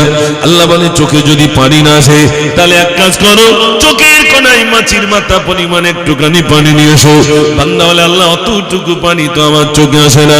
আমার আল্লাহ বলে, বান্দা রে, অতটুকু পানি যদি না আসে, তাহলে এক কাজ করো, কান্নার ভঙ্গি করো, ওই বাহানায় আমি আল্লাহ তোমাদের জীবনের ত্রুটিগুলো আমি রব্বুল আলামিন ক্ষমা করে দেব। একটু জোরে সবাই বলা যাবে না সুবহানাল্লাহ? সুবহানাল্লাহ, মাশাআল্লাহ, জাযাকাল্লাহ, ইনশাআল্লাহ এগুলো বলবেন। তবে যখন যেটা বলতে বলবো হুজুর তখন সেইটা বলবেন, আন্দাজে যেন আর এদিক ওদিক না হয়ে যায়। সুবহানাল্লাহ বলবেন, মাশাআল্লাহ বলবেন, জাযাকাল্লাহ বলবেন, ইনশাআল্লাহ বলবেন, আলহামদুলিল্লাহ বলবেন। এগুলো আমাদের বলতে হবে না? হবে না? বলতে হবে। আমি যখন এসেছি আমার ভাইরে বললেন একটু দু চারটে গজল বলবেন। আমি বললাম, ও তো আমি বলতেই হবে, না বললে তোমার ছাড়বে না। কারণ আমার তো দাড়ির চুল পেকে গেছে নাকি ভাই, দাড়ির চুলও পেকে গেছে, মাথার চুলও পেকে গেছে, তারপরেও গজল বলতে হবে। আচ্ছা আচ্ছা আচ্ছা, আসসালামু আলাইকুম হুজুর, আব্বাস সিদ্দিক ভাই জাননি একটা গজল বলবেন।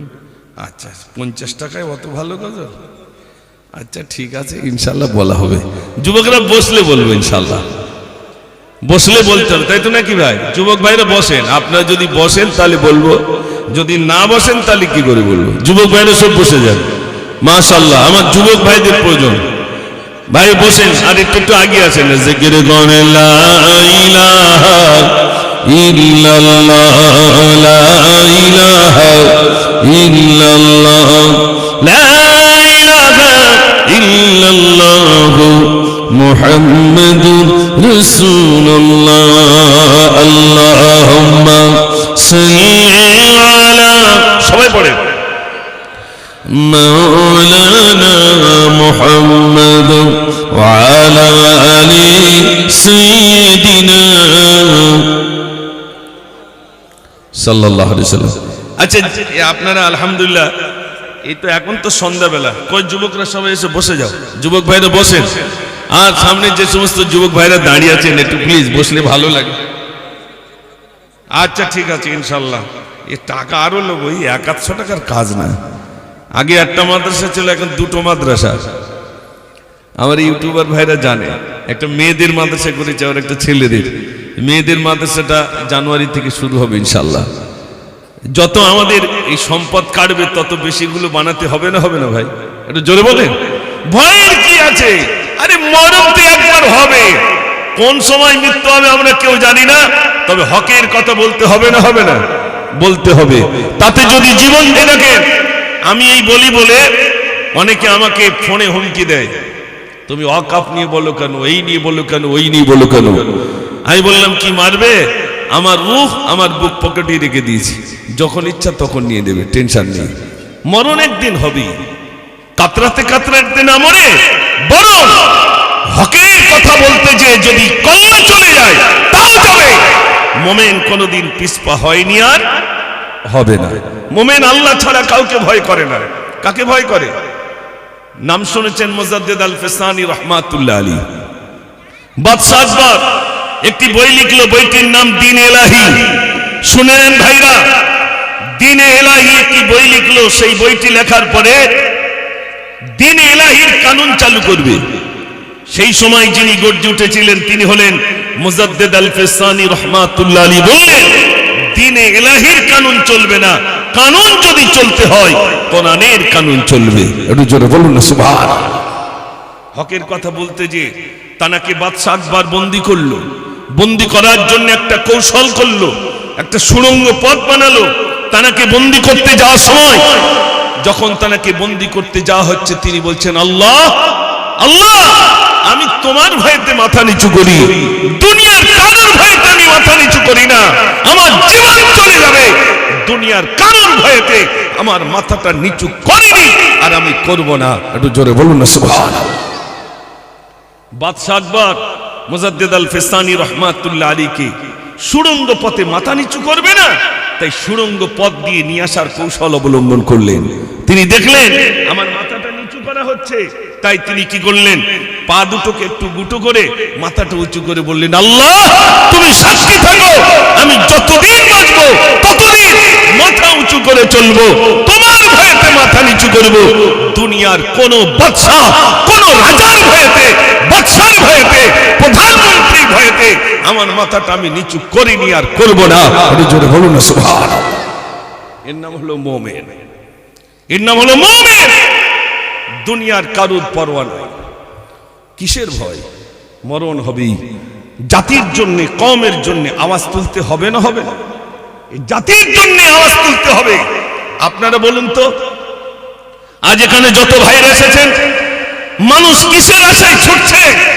যারা হকের কথা বলছে তাদের পিছনে ময়দানে আলহামদুলিল্লাহ মানুষ নামছে না, জাতির জন্য, কওমের জন্য লড়ছে। সোনার ভাইরা, এই জন্য বলবো, এই যে কবরস্থান আমাদের যারা চলে গেছেন তাদের আত্মার শান্তির জন্য আয়োজিত ধর্মসভা, ওই কবরস্থানটাই তো থাকবে না, এই কবরস্থানটাই তো দখল হয়ে যাচ্ছে। আমাদেরকে বসিরহাটের একটি জেলারের কাছে যেতে হবে আব্বা মারা গেলে। কেন না, আমার আব্বা মারা গেছে, ওই কবরস্থানে কবরস্থ করব, তার জন্য আপনি অনুমতি দেন। জমি আমাদের বাপ দাদারা জমি দিয়ে গেল, সেই জমিতে আমার বাপ বা আমি নিজে শোব, তার জন্য জেলারের কাছ থেকে লিখিত আনতে হবে। এটা কি আপনারা মানতে চান? একটু জোরে বলেন। কিন্তু আমাদের মুখ্যমন্ত্রী তো মেনে নিয়েছে, আর মুখ্যমন্ত্রী মানা মানে আপনাকে যেতে হবে। দাঁড়ান, সবে ওই ঘুড়ি যখন অনেক উঁচু ওঠে, লাটাই কার কাছ থাকে ভাই? লাটাই মানে ওই যে দড়িটা একজনের কাছে থাকে, তো ঘড়ি ওপরে উঠে মাথা নাড়া দেয়, আমি আর নিচে নামছি না, আমি নিচেই নামছি না। কিন্তু দড়ি যার হাতে আছে সে বলে টান দিলি তোর আসতে হবে। এখন আমরা এখানে যারা পশ্চিম বাংলায় বসবাস করছি, আমাদের দড়ি কিন্তু একজনের কাছে আছে, আছে না? না আছে। তিনি বলেছিলেন, ওয়াকফ সম্পদ নিয়ে যদি লড়তে হয় দিল্লি গিয়ে লড়ো, আর সব থেকে যদি বিরোধী করতে হয় আমি বেশি বিরোধী করব। আর তা প্রমাণ করে দেখিয়ে দিল আমি সব থেকে বিরোধী। এতদিন ঠিক ছিল, কোনো মুখ খোলেনি। এখন যখন আমাদের বিরোধী হলো, তখন এই জবান আর বন্ধ থাকবে বলে মনে হয়? একটু জোরে কথা বলে। আমি যেতে যেতে হয়তো আমাকে পেটাই করতে পারে, মারতে পারে, মারবে, দুঃখ নয়, তাতে কোনো দুঃখ নয়। মাদ্রাসা চলে যাবে, মসজিদ চলে যাবে, কবরস্থান চলে যাবে, ওয়াকফ সম্পদ চলে যাবে, আর আলেম মাথা নিচু করে বসে থাকবে। মনে রাখবেন, যেদিন আলেম মাথা নিচু করে চুপটি করে বসবে, সেদিনই আমাদের সমস্ত কিছু দখল হয়ে যাবে। আর আলেম যদি ময়দানে নামে, আলহামদুলিল্লাহ, ওটা দখল করতে পারবে না, বরং ছেড়ে দিতে বাধ্য হবে। একটু জোরে বলুন না সুবহানাল্লাহ। ইতিহাসটা প্রমাণ করছে, ইতিহাসটা প্রমাণ করছে। আমার সোনার ভাইরা, আমরা একদিন মারা যাব, আমাদের কবরস্থ করা হবে। এই হিন্দুস্তান থেকে আমাদের এই যে সায়ার হচ্ছে, আমাদের বাপ দাদা বাংলাদেশে যাননি, বাংলাদেশে আমাদের থেকে অনেকেই চলে গেছেন। এই মনে করুন আপনাদের খিদিরপুরের সব থেকে শিক্ষিত যারা, বুদ্ধিজীবী যারা, তারা চলে গেছেন, আমাদেরকে এতিম করে রেখে চলে গেছেন। আমাদের বাপ দাদারা কেন যাননি? এই জন্যে যাননি, আমি যদি চলে যাই এই মসজিদ আজান বন্ধ হয়ে যাবে। আমি যদি চলে যাই, আমার এই বাপ মার কবরস্থানের পাশে এসে, কবরের ধারে এসে আমি আর হাত তুলে দুটো দোয়া করতে পারবো না। অতএব আমার সবকিছু বিসর্জন দিতে রাজি, মসজিদ ছেড়ে যাব না, আর আমার বাপ মায়ের কবর ছেড়ে হিন্দুস্তান থেকে আমরা যাব না। একটু জোরে বলুন না সুবহানাল্লাহ। আমরা হলাম সেই কওমের সন্তান, আমরা হলাম তাদেরই সন্তান যারা হিন্দুস্তানের জন্য লড়েছেন। মনে রাখবেন, আমাদের পূর্বপুরুষ তানারা যাননি মসজিদ ছেড়ে, কবরস্থান ছেড়ে, ঈদগাহ ছেড়ে, খানকা ছেড়ে, তানারা যাননি। তানাদের অনেক অফার এসেছে, কিন্তু তানারা যাননি। কেন? হিন্দুস্তানের মাটি বড় পবিত্র মাটি। এই মাটিতে শুয়ে রয়েছেন মুজাদ্দিদ আল ফিসানি রহমাতুল্লাহ আলী, এই মাটিতে শুয়ে রয়েছেন খাজাগান ফখরে হিন্দুস্তান খাজা মঈনুদ্দিন চিশতি সিঞ্জি রহমাতুল্লাহ আলী, এই মাটিতে শুয়ে রয়েছেন সুফি ফতেহ আলী ওয়াইসি রহমাতুল্লাহ আলী, এই মাটিতে শুয়ে রয়েছেন দাদা হুজুর পীর কেবলা রহমাতুল্লাহ আলী, তার ৫-৭ জন হুজুর শুয়ে রয়েছেন এই মাটিতে, শুয়ে রয়েছেন আব্বাস আলী রহমাতুল্লাহ আলী, এই মাটিতে শুয়ে রয়েছেন বসিরহাটের আল্লামা হিন্দ আল্লামা গুলাম ঈসা রহমাতুল্লাহ আলী। অতএব এই হিন্দুস্তানের মাটিটাই বড় পবিত্র মাটি। একটু জোরে বলুন না সুবহানাল্লাহ। আমি বাংলাদেশেও গেছি, সেখানেও বলে এসেছি, আমাদের হিন্দুস্তানের মাটি বড় পবিত্র কি না ভাই? বলুন তো, যত মানুষ এই উপরে আছেন, আর কত আল্লাহর ওলিগণ জমিনের তলে শুয়ে রয়েছেন, তানারও আমাদের জন্য রুহানি দোয়া করতে রয়েছেন। অতএব আমাদের কি কেউ নষ্ট করতে পারেনি, পারবে না। মুসলমানকে শেষ করতে পারেনি, পারবে না। সমস্ত পরিকল্পনা ব্যর্থ হবে, মুসলমান জয়লাভ করবে। মুসলমানকে কোণঠাসা করার জন্য অনেক পরিকল্পনা। মনে রাখবেন, স্পেন বলে একটি দেশ রয়েছে, যে দেশে আলেমদের জন্ম ছিল, যে দেশে শাইখুল হাদিসদের জন্ম দিয়েছিলেন আল্লাহ, যে দেশে বড় বড় শাইখুল হাদিসের জন্ম হয়েছিল, ভাইরা আমার মুফাসসিরে কোরআনের জন্ম হয়েছিল, সেই দেশের আলেমদেরকেও বিদায় দিয়েছিল ভাইরা আমার স্পেনের প্রধানমন্ত্রী, মুসলমানদেরকে শেষ করে দিয়েছিল। মসজিদগুলোকে তারা আপনার গির্জায় রূপান্তরিত করেছিল। মসজিদে আজান হয় না, 100 বছর আজান নেই। যে স্পেনে 100 বছর কোন আজান নেই, সেই স্পেনে করোনার সময় দেখা গেল ভাইরা আমার ওই স্পেন থেকে আজানের শব্দ পাওয়া গেল। একটু জোরে বলুন না সুবহানাল্লাহ। ভাইরা পরিকল্পনা অনেক। এখন কি পরিকল্পনা পশ্চিম বাংলায়? এখন পশ্চিম বাংলার একটাই পরিকল্পনা, হিন্দু আর মুসলিমদের ভিতরে দাঙ্গা বাঁধিয়ে দাও। যদি দাঙ্গা বাঁধানো যায়, মাঝখানে আমরা ফায়দাটা লুটে নেব।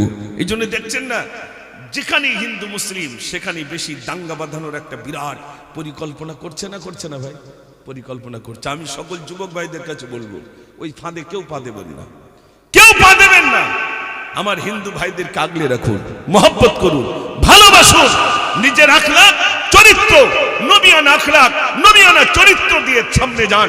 দেখবেন আপনাকে দেখে স্যালুট করবে আর বলবে সত্যি ইনি একজন প্রকৃত মুসলমান। একটু জোরে বলুন সুবহানাল্লাহ। আমার আপনার ভিতরে যদি নবিয়ানা আখলাক থাকে, নবিয়ানা চরিত্র থাকে, মানুষ দেখলে আপনাকে স্যালুট দেবে না? দেবে। ভাইরা এই জন্য বলবো, এখানে যত যুবক ভাইরা এসেছেন, গজল তো অবশ্যই শোনাবো, না শুনি আমি যাব না। আমার নির্বাচিত সময়ের ভিতরে ইনশাআল্লাহ অনেকখানি গজল শোনাবো। তার আগে এই ওয়াকফ আইন পাস হয়ে গেছে, আমাদের সরকার তো বলল এখন আপনার জমিনগুলো আপনার সব দাখিল করার জন্য তিনি বলেই দিয়েছেন যে আমি ওয়াকফ মেনে নিলাম। এখন তার বিরুদ্ধে একবার অন্তত এখান থেকে একটা প্রতিবাদ দেখি। তাকবীর যদি জোর হয় তাহলে মনে করবো আমার এই প্রতিবাদী গজলটা শুনবেন। দেখি আওয়াজ নারে তাকবীর। কই সবাই মিলে হয়নি, একটু সবাই মিলে দেন নারে তাকবীর, নারে তাকবীর। আর কত যে জুলুমবাজি করবি তোরা বল, মুসলমানের চোখে আজি ঝরছে কেন জল? আর কত যে জুলুমবাজি করবি তোরা বল, মুসলমানের চোখে আজি ঝরছে কেন জল? ওরে এ দেশে কি মুসলমানের রক্ত দেওয়া নেই? দেশের উপর আসলে আঘাত ভুক্তি পেতে দেই। আর কতদিন দেখবো এসব হাইনার চলাচল? বজ্রকণ্ঠে আওয়াজে তুলি আগে তোরা চল। রুখতে চাই কালা কানুন আইন মোরা রুখতে চাই, কালা কানুন আইন মোরা রুখতে চাই। আজ বাংলা নয়, গুজরাট নয়, অস্থির গোটা দেশ। পার্লামেন্টে বসে তোমরা নাটক করছো বেশ। মাদ্রাসার মসজিদ গুলো করতে চাইছো শেষ। ওয়াকফ সম্পদ লুটপাট এক ফন্দি করছো বেশ। ইংরেজদের বর্বরতা হার মানিয়েছে আজ। মুসলিম তুমি ঘুমিয়ে কেন করছে ওঠো আজ? ওই চাওয়ালা কই দেশ চালালে এমনটি তো হয়। সাম্প্রদায়িক দাঙ্গা বাঁধিয়ে রাজ করতে চাই। রুখতে চাই কালা কানুন আইন মোরা রুখতে চাই। নারে তাকবীর। একটু আওয়াজ কিন্তু জোরে নি, সবাই মিলে দেওয়া যাবে না? নারে তাকবীর। ওয়াদা ছিল সর্বধর্মের মিলনে চলবে দেশ। হিন্দুস্তানের সংবিধান আজ করতে চাইছে শেষ। অবিলম্বে ওয়াকফ বিল বাতিল করতে হবে, নইলে ঘুমন্ত বাঘ জেগে উঠে ময়দানেতে যাবে। ওই বাপ দাদাদের সম্পদগুলো আগলে রাখতে চাই, প্রয়োজনে জীবন দিয়ে বাঁচাবো সবাই। রুখতে চাই কালা কানুন আইন মোরা রুখতে চাই। কালা কানুন আইন মোরা রুখতে চাই। নারে তাকবীর। বলুন তো প্রতি বছর ইলেকশনে উইকেট পড়ে কাদের বেশি? আরে কেউ কথা বলেন, জোরে বলেন। মুসলমানের। আমাদের উইকেট পড়ছে আর নেতৃত্ব দিচ্ছে তারা। ঠিক বলছি না ভুল বলছি? ও ভাইরা, এই মনে করুন 2026 আসছে, আবার কত উইকেট পড়ে দেখবেন সব মুসলমান। যদি এই গত ইলেকশনে, তার আগের ইলেকশনে 37 জন মারা গিয়েছিল, 37-এর ভিতরে 36 জন মুসলমান। হ্যাঁ, এমনি তো উইকেট পড়েই যাচ্ছে সব মুসলমান। লাগবে কে মুসলমান? বলে তোরা লেগে যা, আর ফায়দা লুটবো আমি, তোরা লাগ। মুসলমানে ব্যাস শুরু হয়ে গেল। বড় দুঃখের কথা বলছি, মুসলমান বুঝলো না কার জন্য জিন্দাবাদ করছি ভাই, কার জন্য? চেয়ারটাকে দখল করার জন্য আমাকে আপনাকে লিলিয়ে দিচ্ছে, ভাইকে মেরে দিচ্ছে না ভাই ভাইকে। আর কি পলিসি দেখে, কি পলিসি! ভাইয়ের বিরুদ্ধে এ ভাই একরকম, ও ভাই আর একরকম। ময়দানে কি করে নামতে ভাই, ও আমার বিরোধী করছে, ওর ভাইকে নিয়ে নে, ভাইটাকে বিরোধী করে দিল। এই গ্রামে এরকম হয় না ভাই? এ দেখবেন এ পাড়ায় পাড়ার ভিতরে, গ্রামের ভিতরে যখন দেখবে ওর বেশ ভালো নেতৃত্ব চলছে, ওর বিরুদ্ধে একটা লাগিয়ে দাও। এটাই হলো ইহুদিদের চক্রান্ত, নাসারাদের চক্রান্ত, ভাই কমিউনিস্টদের চক্রান্ত। ঠিক সেইগুলো পলিসি নিয়ে আজ মুসলমানদের ভিতরে এই বিভিন্ন রকম মুসলমান দিয়ে মুসলমানকে পেটাই করানো এই চক্রান্ত শুরু হয়ে গেল। ওয়াকাফের বিরুদ্ধে যখন আমরা আলেম ওলামারা ময়দানে নামলাম, আবার এক শ্রেণীর আলেম দিয়ে বলল এসব করা চলবে না, বলছে না এক শ্রেণীর আলেম দিয়ে আবার ময়দানে স্তব্ধ করে দেওয়া হলো, যাতে করে মুসলমান সজাগ না হয়। আর ঠিক ইলেকশনের আগে এরকম ভাবে মুসলমানের ভিতরে ভাইরা আমার বিরাট ষড়যন্ত্র করে তাদের ভিতরে দাঙ্গা বাঁধানো, তাদের ভিতরে মারপিট বাঁধানোর একটা বিরাট কৌশল। আমি এজন্য সকল ভাইদের কাছে বলবো, আগামী দিন বড় ভয়াবহ। নিজেকেও আল্লাহর কাছে দোয়া করা, আর আগামী দিনে আমরা আল্লাহর কাছে দোয়া করি, আল্লাহ আমাদের জন্য একটা সঠিক নেতৃত্ব তুমি বানিয়ে দিও, এমন একটা নেতা বানিয়ে দাও যে নেতা কওমের জন্য, জাতির জন্য, মুসলমানের জন্য শহীদ মিনার বলেন, ব্রিগেড বলেন, রানী রাসমণি রোড বলেন, ধর্মতলায় বলেন, সর্বদাই মুসলমানের জন্য লড়বে, মুসলমান কমিউনিটির জন্য লড়বে, জাতির জন্য লড়বে। এমন একটা নেতার প্রয়োজন আছে না নাই? একটু জোরে বলেন। আমরা আল্লাহর কাছে দোয়া করি, আল্লাহ ওই রকম একটা নেতা তুমি বানিয়ে দাও, যেরকম বানিয়ে দিই। আল্লাহ নবী সাল্লাল্লাহু আলাইহি ওয়াসাল্লাম দোয়া করেছিলেন, আল্লাহ হয় ওমরকে আর নইলে আবু জেহেলকে, দুজনের একজনকে আল্লাহ তুমি হেদায়েত নসিব করো। আল্লাহ কার নসিবে হেদায়েত দিয়েছিলেন? জোরে বলেন। আবু জেহেল, আবু লাহাব, উতবা, সাইবা মিটিং করছে, মুহাম্মাদের কল্লাকে কাটবে বল। খাপ থেকে নাঙ্গা তলোয়ার বার করেছে, আমি মুহাম্মাদের কল্লা কাটবো, আমি মুহাম্মাদের কল্লা কাটবো। সঙ্গে সঙ্গে আমার বলি আমি চালাবো, মুহাম্মদকে আমি গিয়ে কতল করিব। প্রতিমধ্যে নঈম ভাইয়ের সাথে দেখা হয়, ঘরের কথা শুনে ওমর আগুন হয়। রাস্তা দিয়ে যাচ্ছেন, হযরতে নঈমের সঙ্গে দেখা, হযরত ওমরের সঙ্গে নঈমের দেখা। হযরতে নঈম বলছেন, ওমর কোথায় যাও? বলছে আমি মুহাম্মাদের কল্লা কাটতে যাই। ছি ছি ছি ছি ছি, ছাগল ছানাটা ধরতে পারবে? বলছে ওই আবার ধরতে পারবো না। ছাগল ছানা ধরতে গেলেন, ধরতে পারলেন না, তলোয়ার নি তখন যখন ধরতে পারলেন না, তলোয়ার নিয়ে জানোই তুমি বুঝি ইসলাম কবুল করেছ? বলছে আমাকে শাসন করছো? তুমি বাড়িতে গিয়ে দেখো তোমার বোন ফতেমা আর তোমার দুলাভাই সাঈদ দুজনই ইসলামের কলমা পড়ে মুসলমান হয়ে গেছে। একটু জোরে বলুন না সুবহানাল্লাহ। বোন বলছে আমার ভাই বলছে আমার বোন বোনাই কলমা পড়েছে, তার মানে তলোয়ার নিয়ে ছুটে গিয়ে ফাতিমার ঘরে, তলোয়ার নিয়ে ছুটে গিয়ে ফাতিমার ঘরে, দেখে তারা দুজনে কোরআন পড়ে। ওমর গিয়ে বেধড়ক মেরে মেরে যায়, ওমর গিয়ে বেধড়ক মেরে মেরে যায়। বোন বলছে ভাই তুমি যতই মারো নবী ভুলি না। একটু জোরে বলুন না সুবহানাল্লাহ। ভাই তুমি যদি আমাকে মেরে মেরে শেষ করে দাও, ইসলামের কলমা ভুলছি না, ভুলবো না। একটু জোরে বলুন না সুবহানাল্লাহ। কি ঈমান দেখেন। ওমর বলছেন আমার বোন বোনাই ইসলাম কবুল করলো, পেটাই করছে তলোয়ারের উল্টো পিঠ দিয়ে। কিছু শান্ত হওয়ার পরে বলছে বোন তুমি কি পড়ছিলে একটু বলো না। বোন বলছে ভাই আমি যা পড়ছিলাম, আগে পবিত্রতা অর্জন করতে হবে, তারপরে পড়তে হবে।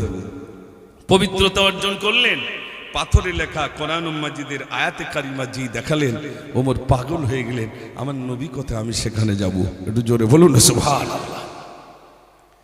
হযরত ওমর ফারুক রাদিয়াল্লাহু তাআলা পাগলের মতো চলে পাহাড় চূড়ায় পাহারা দিচ্ছেন হযরতে হামজা রাদিয়াল্লাহু তাআলা।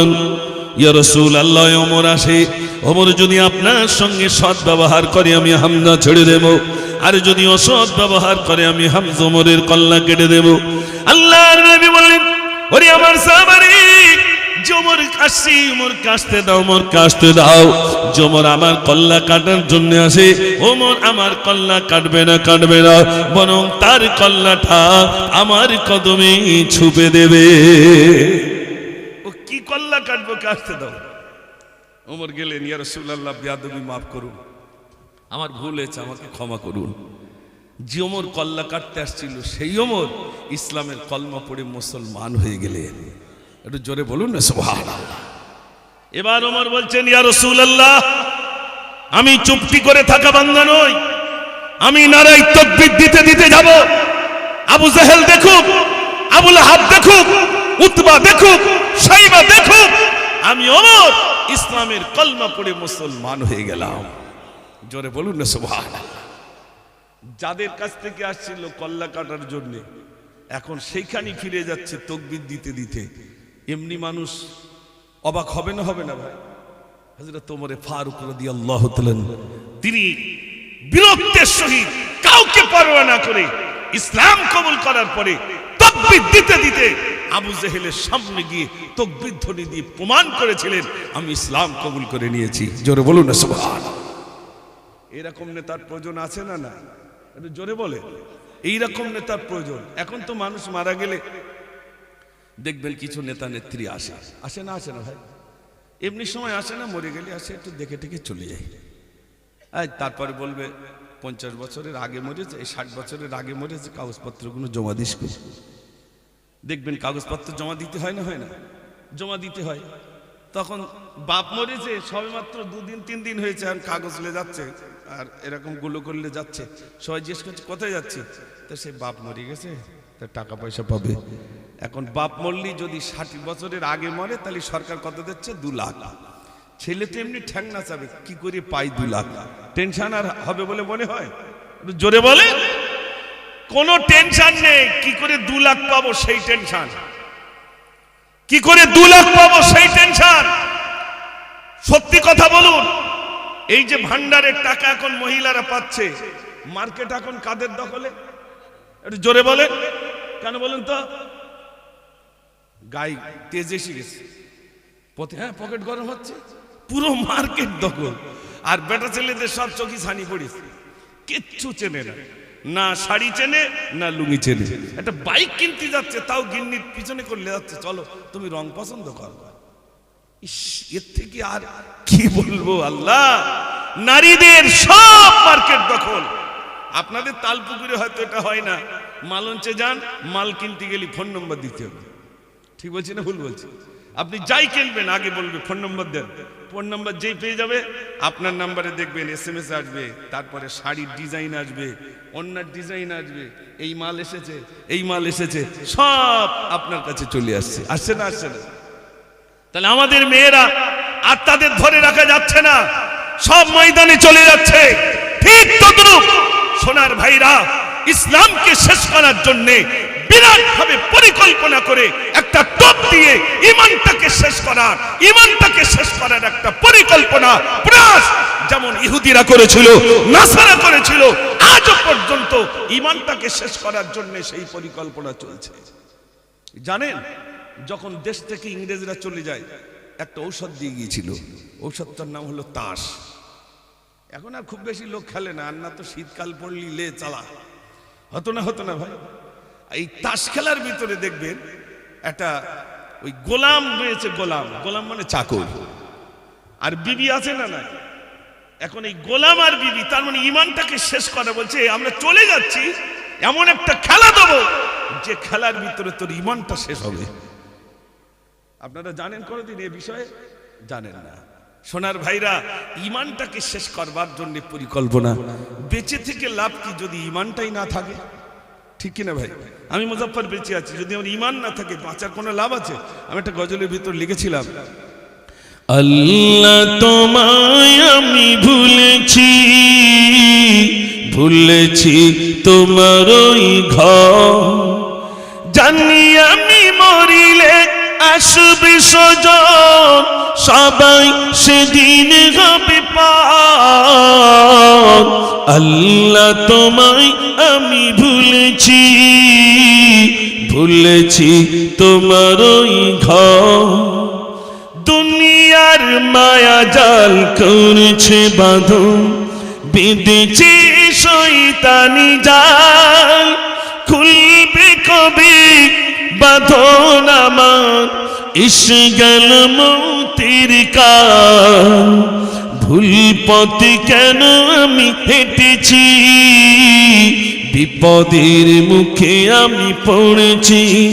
ভুল পথে কেন আমি হেঁটেছি, বিপদের মুখে আমি পড়েছি। জানি আমি মরিলে আসবে স্বজন, সবাই সেদিন হবে পার। আল্লাহ তোমায় আমি ভুলেছি, ভুলেছি তোমার ওই ঘর। তওবা করিলে হবে কি ক্ষমা, গুনাহে ডুবেছে জীবন। তুমি যদি ক্ষমা নাহি করো, বেঁচে থাকা বৃথা হবে আমার জীবন। আল্লাহ আল্লাহ আল্লাহ আল্লাহ, তওবা করিলে হবে কি ক্ষমা, গুনাহে ডুবেছে জীবন। তুমি যদি ক্ষমা নাহি করো, বেঁচে থাকা বৃথা হবে আমার জীবন। ভুল পথে কেন আমি হেঁটেছি, বিপদের মুখে আমি পড়েছি। জানি আমি মরিলে আসবে স্বজন, সবাই সেদিন হবে পার। আল্লাহ তোমায় আমি ভুলেছি, ভুলেছি তোমার ওই ঘর। একবার তাকবীর দেন, নারে তাকবীর। কই সবাই মিলে দেন নারে তাকবীর। আমার সোনার ভাইরা, আজ এখানে যত যুবক বাবাজি জানার আমরা উপস্থিত হয়েছি, আগামী দিনে হয়তো ময়দানে যাওয়া লাগতে পারে। যে দিন আসছে ঘনিয়ে, যে মেঘ উঠেছে, না জানি কোন সময় ঝড় উঠবে, আল্লাহ তার ভালো জানেন। তার জন্যে আমাদেরকে আগিয়ে যাওয়া লাগতে পারে। এজন্যে সজাগ থাকেন সোনার ভাইরা। আমি সকলের কাছে অনুরোধ করব, আমাদের মসজিদ যদি চলে যায়, কবরস্থান যদি চলে যায়, ঈদগাহ যদি চলে যায়, খানকা যদি চলে যায়, আমাদের মাদ্রাসা যদি চলে যায়, আমাদের বেঁচে থেকে আর লাভ আছে? একটু জোরে বলে শোনেন। বাংলাদেশে ওই রোহিঙ্গারা যখন, রোহিঙ্গায় ওরা যখন এপারে, ওদের উপরে যখন জুলুম হয়েছিল, তখন ওরা এপারে চলে এসেছিল। এপারে চলে আসায় বাঁচার জন্যে, একে অপরের দেশে যায় না ভাই, বাঁচার জন্য এসেছিল। তো আং সান সুচি যখন ওখানে ওদের উপরে জুলুম করলো, মুসলমানের গোশতগুলো কেটে, সোশ্যাল মিডিয়ায় দেখলাম তাদের গোশতগুলো কেটে রান্না করে খেয়েছে, রান্না করে খেয়েছে। ইস, একটা হাফেজে কোরআন, তার উপরে যখন অত্যাচার জুলুম চলছে, যখন ওপার থেকে এপারে চলে এসেছে অন্ধ ছেলে, তাকে বলছে তুমি কি করে এলে? বলছে আমি এভাবেই এসেছি, চতুর্দিকে বন্দুকের গুলির আওয়াজ, তারপরে আমি অন্যের হাত ধরে ধরে চলে এসেছি। বলছে কি চাও? বলছে কিচ্ছু চাই না, একটা বাঁশ দিয়ে মসজিদ বানিয়ে দেন, একটা মাদ্রাসা বানিয়ে দেন, যে কটা দিন বাঁচবো আল্লাহর ইবাদত করব, আর মাদ্রাসায় কোরআন মাজিদ তেলাওয়াত করব। একটু জোরে বলুন না সুবহানাল্লাহ। আমরা তো কিচ্ছু চাইনি, না কারোর সম্পদ চেয়েছি, না কারোর উপরে জোর করে জুলুম করেছি। তারপরে মুসলমানের উপরে পরীক্ষা, মুসলমানের সম্পদ কেড়ে নেওয়া হবে। আপনারা দেখছেন নিউ টাউনের বুকে একটা মসজিদের জায়গা পর্যন্ত জোর করে দখল করে নিয়েছে। ঠিক বলছি না ভুল বলছি? আপনার সোশ্যাল মিডিয়ায় দেখছেন সোনার ভাইরা, মসজিদ বলেন, মাদ্রাসা বলেন, কবরস্থান বলেন, কবরস্থানের উপরে বুলডোজার দিয়ে সমান করে দেওয়া হচ্ছে। আসামের বুকে মাদ্রাসাগুলো ভেঙে দেওয়া হচ্ছে। মাদ্রাসার শিক্ষা না, ওখানে জঙ্গিয়া সন্ত্রাসী শিক্ষা দেওয়া হয়। আপনারা বলুন, আমরা বলেছি মাদ্রাসাগুলোয় যদি সন্ত্রাসী আর জঙ্গি শিক্ষা দেওয়া হয়, আপনি সার্ভে করে দেখুন, এ পর্যন্ত সার্ভে করে প্রমাণ করতে পারেনি, বরং প্রমাণ এসেছে যত মাদ্রাসা সার্ভে করেছেন প্রমাণ এসেছে সত্যিকারের যদি মানুষের মতো মানুষ তৈরি হয়, ওই দিনী ইদারা দিনী প্রতিষ্ঠানে মানুষের মতো মানুষ তৈরি হচ্ছে। একটু জোরে বলুন না সুবহানাল্লাহ। আমার সোনার ভাইদের কাছে অনুরোধ, বাংলার এই মাদ্রাসা, মসজিদ, কবরস্থান এগুলো আমাদের আগলে রাখতে হবে। যে দিন এসেছে তার জন্য কি করা যাবে? হিন্দুস্তানের বুকে আমরা বসবাস করছি, আমাদের জমি জায়গাগুলো যেভাবে দিশারি দেবেন আমাদের গুরুজন, আমাদের জানার বুদ্ধিজীবী জানার উপরে বসে রয়েছেন, যেভাবে নির্দেশিকা দেবেন সেভাবে আমাদের এগিয়ে যেতে হবে। তবে বড় দুঃখের কথা বলি, জানারাই ওয়াকফ বোর্ডে জানারা রয়েছেন, তানারা এ পর্যন্ত না লাইভ এসেছে না কিছু করেছে, আমাদের জন্য কোনো নির্দেশিকা দেননি, বরং চুপটি করে বসে রয়েছে। ঠিক বলছি না ভুল বলছি? বড় দুঃখের কথা বলছি। অথচ ওয়াকফ বোর্ডের বড় বড় পদ নিয়ে তারা বসে রয়েছেন জাতির জন্য, কওমের জন্য, এ মুসলমানের জন্য কোনো কিছুই তারা বার্তা দেয়নি, এ পর্যন্ত আমরা খুঁজে পাইনি। তাই আমার সোনার ভাইদের কাছে বলবো, আজ আমরা এখানে যারা আছি জানি না পশ্চিম বাংলায় কি হতে চলেছে। আমাদের মাননীয় মুখ্যমন্ত্রী তিনি মেনেই নিয়েছেন, আমি ওয়াকফ মেনে নিলাম, তার মানে এবার যে ঘন মেঘটা ছিল সেই মেঘটা আরো কালো হয়েছে না সাদা হয়েছে? একটু জোরে বলে। আরো কালো হয়েছে। আগামী দিনে আমাদের তাকাতে হবে কি তার জন্য আগামী দিন, সেই দিনটা আমাদের, আমরা জানাদের সিলেবাস নিয়ে চলি, আমরা জানাদের পথ নির্দেশিকার দিকে আগিয়ে চলি, তানাদের পিছনে যাব, প্রয়োজনে তানারা যে নির্দেশিকা দেবেন সেই নির্দেশিকায় আমরা আগামী দিনে পথ চলবে ইনশাল্লাহ। রাজি আছেন তো ইনশাল্লাহ? পার্টির জন্য একজনকে নেতা নেত্রী বানানোর জন্য জীবন দিয়েছেন যুবক। ও যুবক ভাই, আপনি জীবনটা দিয়েছেন একজন নেতার পিছনে ঘুরে ঘুরে, তার নেতৃত্ব যাতে বজায় থাকে তার জন্য জীবন দিয়েছেন। ইসলামের জন্য জীবন দিতে পারেননি। ওই মাদ্রাসা, ওই মসজিদ, ওই কবরস্থান ওগুলো যখন বিধর্মী এবং যারা জোর করে জবরদস্তি করে দখল করবে তার জন্য জীবন দিতে পারেনি। মনে রাখবেন, আমাদের মাথায় টুপি এসেছে, মুখে দাড়ি এসেছে, অনেক ভাই আমার যুবকদের কুরবানির বিনিময়ে, সাহাবায়ে কেরাম আজমাইনদের কুরবানির বিনিময়ে ইসলাম আজ পর্যন্ত এসেছে। এখানে অনেক যুবক রয়েছেন, শুনে নেন। একটা যুবকের কথা বলি, নাম হলো হযরতে জাফর বিন আবু তালিব। আল্লাহর নবী বললেন, ও জাফর যাও, আমি তোমাকে সেনাপতির দায়িত্ব দিলাম। জাফর বিন আবু তালিব কে বললেন, রাসূল করিম সাল্লাল্লাহু আলাইহি সাল্লাম তুমি বিবির সঙ্গে দেখা করে এসো। জাফর বিন আবু তালিব বিবির সঙ্গে দেখা করতে গেলেন। বিবিকে বললেন, ও বিবি, আমি আর বাড়ি ফিরবো না, আমার দুটো বাচ্চাকে রেখে গেলাম, আমি যে পথে জান দিতে যাচ্ছি আমার দুটো সন্তানকে তুমি ওই রাস্তার পথিক বানিয়ে দিও। একটু জোরে বলুন সুবহানাল্লাহ। জাফর বিন আবু তালিব ময়দানে যাচ্ছেন, পিছন থেকে দুটো বাচ্চা বাবা চিৎকার করে ডাকছে। জাফর বিন আবু তালিব সন্তানের দিকে তাকালেন না, যদি সন্তানের দিকে তাকাই তাহলে আমার মোহাব্বত ওই বাচ্চাদের পিছনে চলে যাবে। তাই তিনি কি করলেন, জাফর বিন আবু তালিব বলছেন তিনি ময়দানের দিকে এগিয়ে গেলেন। ভাইরা আমার, হযরতে আব্দুর রহমান বিন আউফ তিনি বর্ণনা করেন, জাফর বিন আবু তালিব হযরতে আব্দুর রহমান বিন আউফের কাছে এসে বললেন, ওগো ভাই, আমার নাকে এখন আমি জান্নাতের সুঘ্রাণ পাই, তুমি আল্লাহর নবীকে বলে দিও জাফরের হাত কেটে নিয়েছে, জাফরের পা কেটে নিয়েছে, তবুও ইসলামের পতাকা মাটিতে ফেলতে দেয় নাই। একটু জোরে বলুন সুবহানাল্লাহ।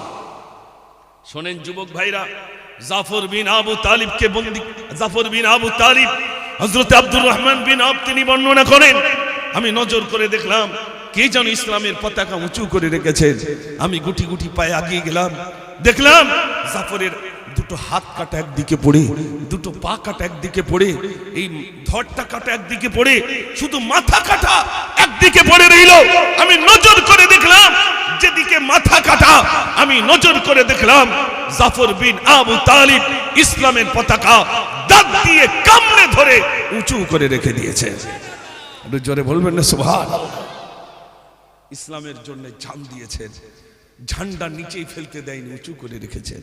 ও যুবক ভাইরা, আগামী দিন বিশ্বাস করুন আমার সোনার ভাইরা, ইসলাম অত সহজে আসে নাই, অনেক কুরবানির বিনিময়ে, অনেক রক্তের বিনিময়ে, তবে ইসলাম আজ আমাদের কাছে পৌঁছেছে। আজ বিশেষ করে সমাজে কিছু আলেম ওলামা তানারা ময়দানে ঝাঁপিয়ে পড়েছেন, ময়দানে ঝাঁপিয়ে পড়েছেন, এই জাতির জন্যে, কওমের জন্যে লড়ছেন। আর কিছু আলেম আমরা তাদের বিরোধিতা করতেই রয়েছি, আছি না নাই? জাতির জন্য লড়ছেন, সত্যিকারের যারা জাতির জন্য লড়ছেন তাদের পিছনে দেখবেন যুবকদের এত পরিমাণ আগমন, যুবকদের হাত ধরে রাখা যাচ্ছে না। এখানে যেরকম আপনারা বসেছেন আলহামদুলিল্লাহ, যুবক ভাইদের এসে বসাটা অনেক কষ্ট। আপনারা একটু তাকান তো, সব যুবকরা ময়দানে বসে রয়েছেন কেন? যুবকরা জেনেছেন আমাদের ময়দানে যেতে হবে। অতএব ঈমানটাকে যদি মজবুত করতে হয়, জান্নাতের বাগানে বসে আল্লাহ রাসূলের কথা শুনে ঈমানটাকে মজবুত করি, হয়তো আগামী দিনে পথ চলতে আমাদের সহজ হবে যদি ঈমানটা মজবুত হয়ে যায়। একটু জোরে বলুন না সুবহানাল্লাহ। এই জন্য ভাইরা, আপনারা গজল শুনতে চেয়েছেন, এখানে লিখিয়ে দিয়েছেন যে হুজুর এই গজলটা শুনবো, ভাইজানকে কেন্দ্র করে গজলটা শুনবেন। আমি যেখানেই যাই এখন এটা বলতে হচ্ছে, যে জায়গায় জীবনে এই গজল শুনতো না, আমি জানতাম না যে পুকুরিয়া নাম মাছ আছে কিনা। এখন দেখছি যেখানে যাচ্ছি পুকুরি এই মাছ বিরাট, বুঝলেন? যেখানেই যাচ্ছি সেখানে এই গজলটা আমার বলতে হচ্ছে। আমি শোনাবো ইনশাল্লাহ, তবে এরকম আওয়াজ দিলে হবে না। যদি দেখি খুব জোর আওয়াজ, কাপড় নড়ছে, তাহলে মনে করবো আপনারা গজলটা শুনবেন। এরকম একটা আওয়াজ সবাই মিলে দেন তো দেখি, নারে তাকবীর। কই যুবক ভাইরা এখনো সবাই নেই, সবাই মিলে একটু দেন নারে তাকবীর, নারে তাকবীর। মাশাআল্লাহ, আমি শোনাবো, তার আগে একটা বার দুরূদ শরীফ। আল্লাহুম্মা সাল্লি আলা মাওলানা মুহাম্মদ ওয়া আলা আলি সাইয়্যিদিনা। মায়ের কদম চুমে নিলে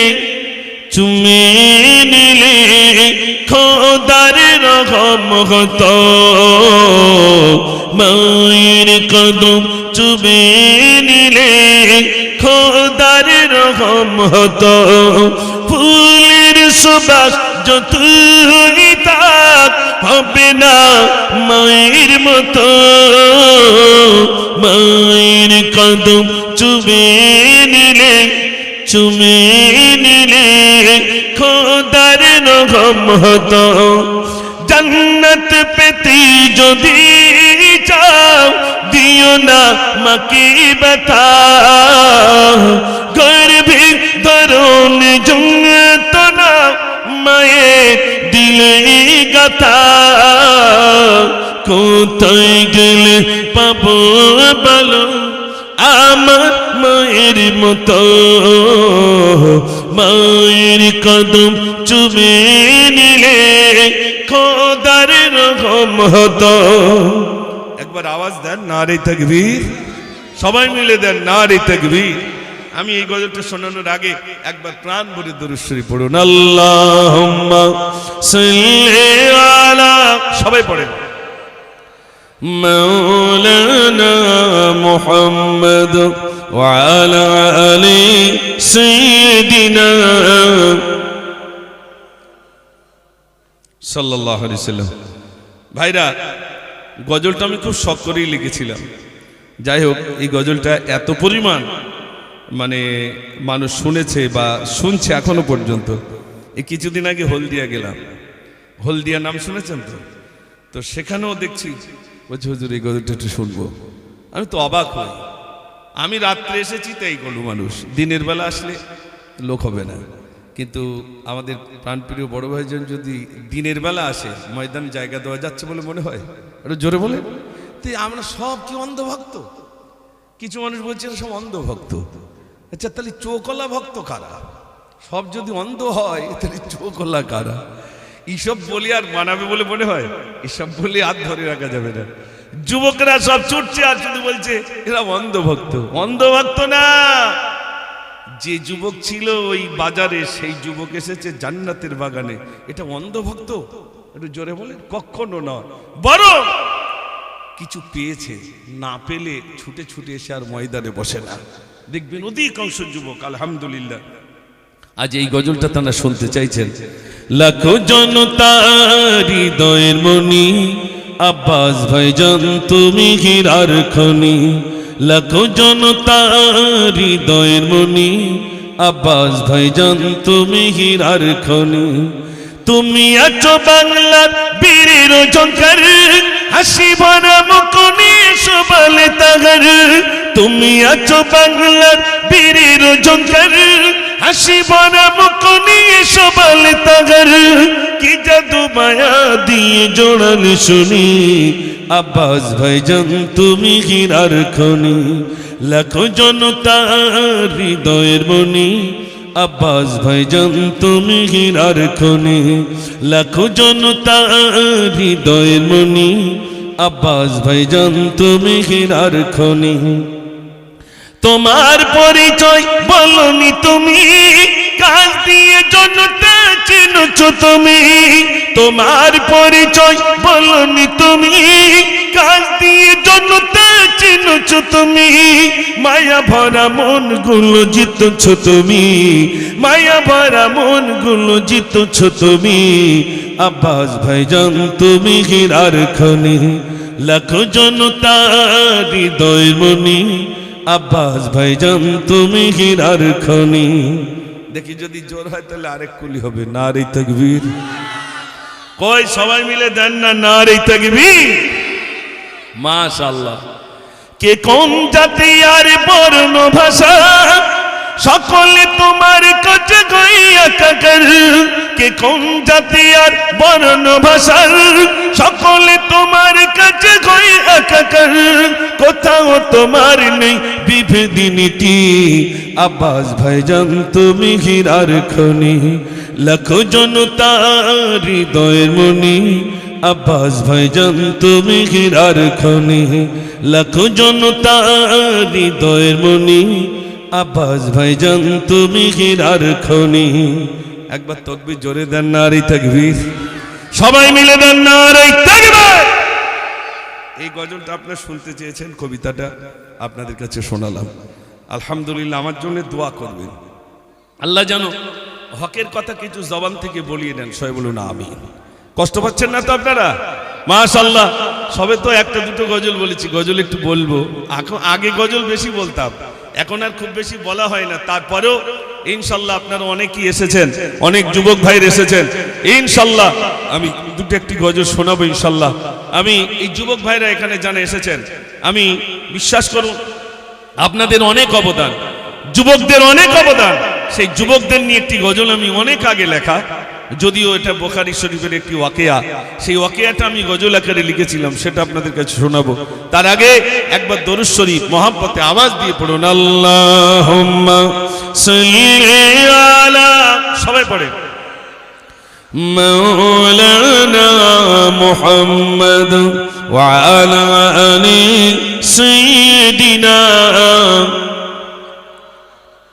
সোনার ভাইরা, মরণ কখন আসবে কেউ জানি না। কত যুবক চলে গেছে, কত নওজোয়ান চলে গেছে, কত বৃদ্ধ চলে গেছে।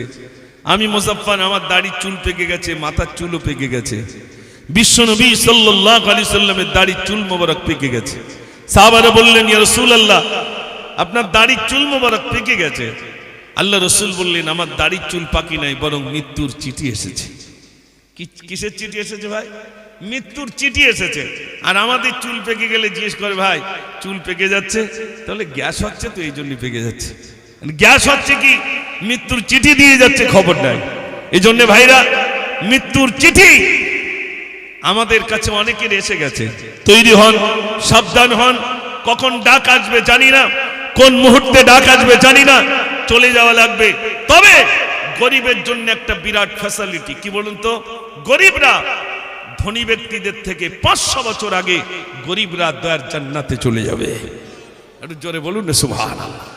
গরিবের জন্য 3টে খাতা, একটা কলমার খাতা, একটা নামাজের খাতা, একটা রোজার খাতা।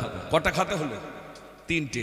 ধনী ব্যক্তি হলে 2টো বাড়বে, একটা হলো হজের খাতা আর একটা জোরে বলেন যাকাতের খাতা। এখন ধনী হলে 2টো খাতা বাড়বে, গরিব হলে 3টে খাতা। কি কিছু বলবে? আচ্ছা বলছি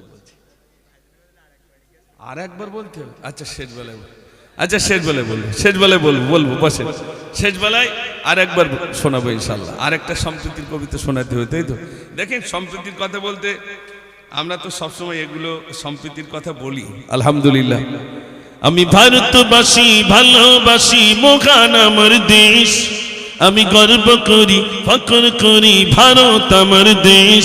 ওগো ভারত আমার দেশ মোদির জন্মভূমির দেশ, আমি ভারতবাসী ভালোবাসি মহান আমার দেশ, আমি গর্ব করি ফখর করি ভারত আমার দেশ। ওগো ভারত আমার দেশ মোদির জন্মভূমির দেশ। হেতাই হিন্দু মুসলিম জৈন খ্রিস্টান সবাই মিলে রয়, নেই ভেদাভেদ হানাহানি শান্তি মোদের রয়।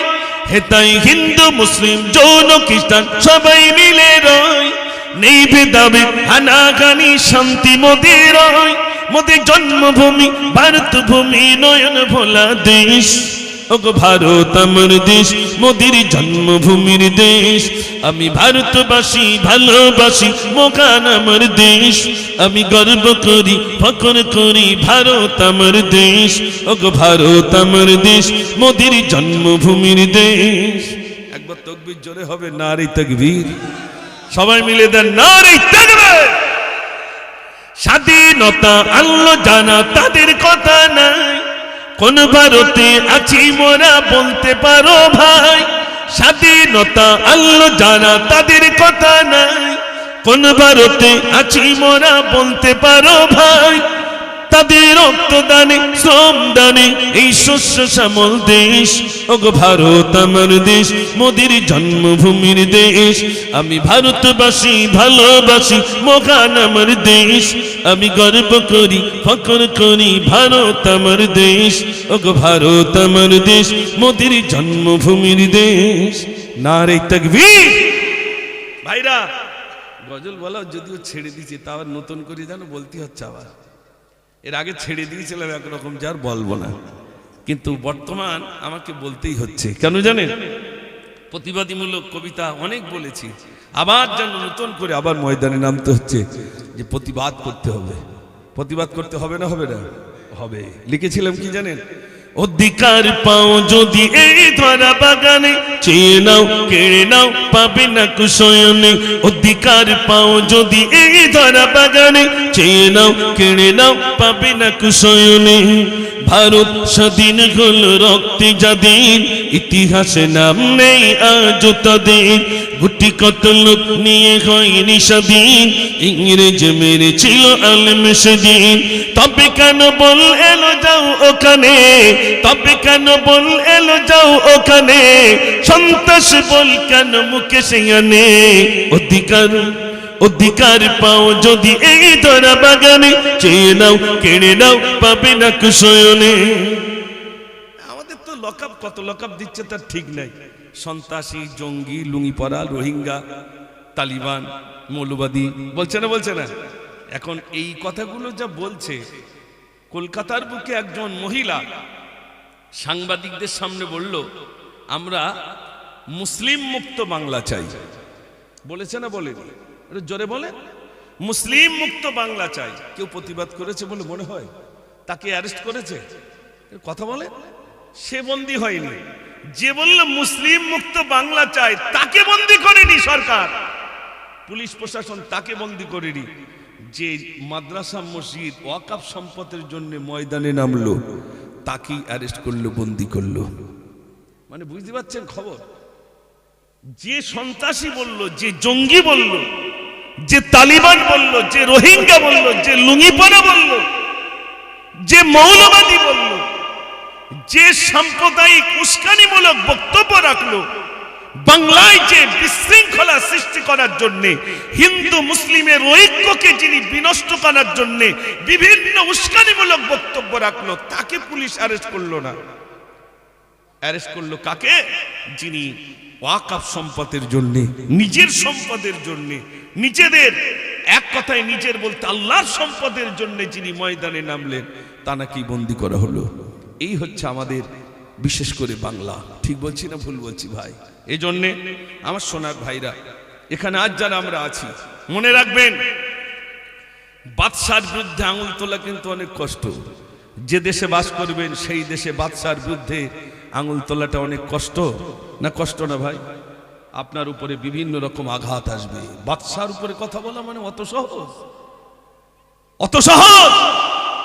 ঈমানি তাকত ছাড়া এই কথা কেউ বলতে পারেনি, পারবে না। পিছন যেন তাকে টানবে, আর ঈমানি শক্তি যখন থাকবে সমস্ত কিছু দূর হবে, ন্যায়ের পক্ষে কথা বলবে, সমস্ত অন্যায়গুলোর বিরুদ্ধে যখন মাথা উঁচু করে কথা বলবে, জীবন চলে যাবে যাবে কিন্তু মাথা নিচু করবে না। একটু জোরে বলুন না সুবহানাল্লাহ। এটা হলো ঈমানি, যার ভিতরে ঈমানি জজবা রয়েছে, সে কোনোদিন মাথা নিচু করেনি, বরং ময়দানে নামবে। এই জন্য আমার সোনার ভাইরা, আজ এখানে আমরা যারা উপস্থিত আছি, আগামী দিন বড় ভয়াবহ দিন। আমাদের বাপ মা যারা কবরে শুয়ে রয়েছে, যারা কবরে শুয়ে রয়েছে, আমরা দোয়া করি ওই সমস্ত সম্পদগুলো যাতে সুরক্ষিত থাকে, আমাদের কবরস্থান যাতে সুরক্ষিত থাকে, আমাদের মাদ্রাসা যাতে সুরক্ষিত থাকে, আমাদের মসজিদ যাতে সুরক্ষিত থাকে, আমাদের ঈদগাহ যাতে সুরক্ষিত থাকে, আমাদের খানকা যাতে সুরক্ষিত থাকে। তার জন্য আল্লাহর কাছে দোয়া করতে হবে না? হবে না?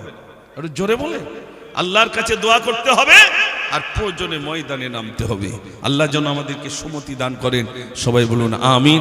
আমি যাওয়ার আগে এখানে অনেক ভাইরা রয়েছেন, যেহেতু আজকের প্রোগ্রাম আমাদের থেকে যারা বিদায় হয়েছেন, যারা কবরস্থ হয়েছেন, তাদের আত্মার শান্তির জন্য আয়োজিত এই ধর্মসভা। আমাদের বাপ অনেকে চলে গেছে, মা অনেকে চলে গেছে, ওই কবরে চলে গেছে, ওই কবর গহীনে তারা কবরের বাসিন্দা বেনে গেছেন। আমাদেরকে একদিন ওই কবরের বাসিন্দা বানতে হবে। আমরা আল্লাহর কাছে দোয়া করি, আল্লাহ শহীদি মরণ আমাদের নসিবে তুমি জুটিয়ে দিও। সবাই বলুন আমিন। জোরে বলবেন না আমিন? শহীদি মরণ মানে বিনা হিসাব আল্লাহ দেওয়ার জান্নাত দিয়ে দেবেন। শহীদি মরণটা কেমন কষ্ট! একটা পিঁপড়ে কামড়ালে যেমন কষ্ট, তার থেকে কম কষ্ট শহীদি মরণ। জোরে বলুন না সুবহানাল্লাহ। আমরা আল্লাহর কাছে দোয়া করতে পারি, আল্লাহ শহীদি মরণ দিও। আমার শহীদি মরণ পাবো কি জানি না। শুনে নেন, দেওবন্দ বলে একটি মাদ্রাসা আছে, সেই দেওবন্দের শাইখুল হাদিস তানাকে, সেই মাদ্রাসার একটা বাচ্চা মারা গেছে। বাচ্চা মারা গেলে তানার কাছে গিয়েছে, হুজুর আমরা আপনার জন্য একটা নির্বাচিত কবরস্থানের জায়গা করে রেখে দিয়েছি, তো আমরা ভাবছি আপনার ওই কবরের পাশে এই বাচ্চাটার কবরস্থান কবর করব। হুজুর বললেন, আমার জন্য তোমরা নির্বাচিত করে রেখে দিয়েছো? জি হুজুর, আপনার জন্য কবরস্থানে একটা নির্বাচিত জায়গা করে রেখে দিয়েছি। হুজুর বললেন, তোমাদের তো একটা ইচ্ছা আছে আর আমার একটা ইচ্ছা আছে। তো সবাই বললেন, হুজুর আপনার কি ইচ্ছা? কি উত্তরটা দিচ্ছে শোনেন। তিনি বলছেন, আমার ইচ্ছা হলো যারা কোরআনের বিরুদ্ধে আঙুল তুলবে, যারা শরীয়তের উপরে আঙুল তুলবে, যারা সম্পদের উপরে আঙুল তুলবে, যারা ইসলামের উপরে আঙুল তুলবে, তাদের বিরুদ্ধে আমি ময়দানে নামবো।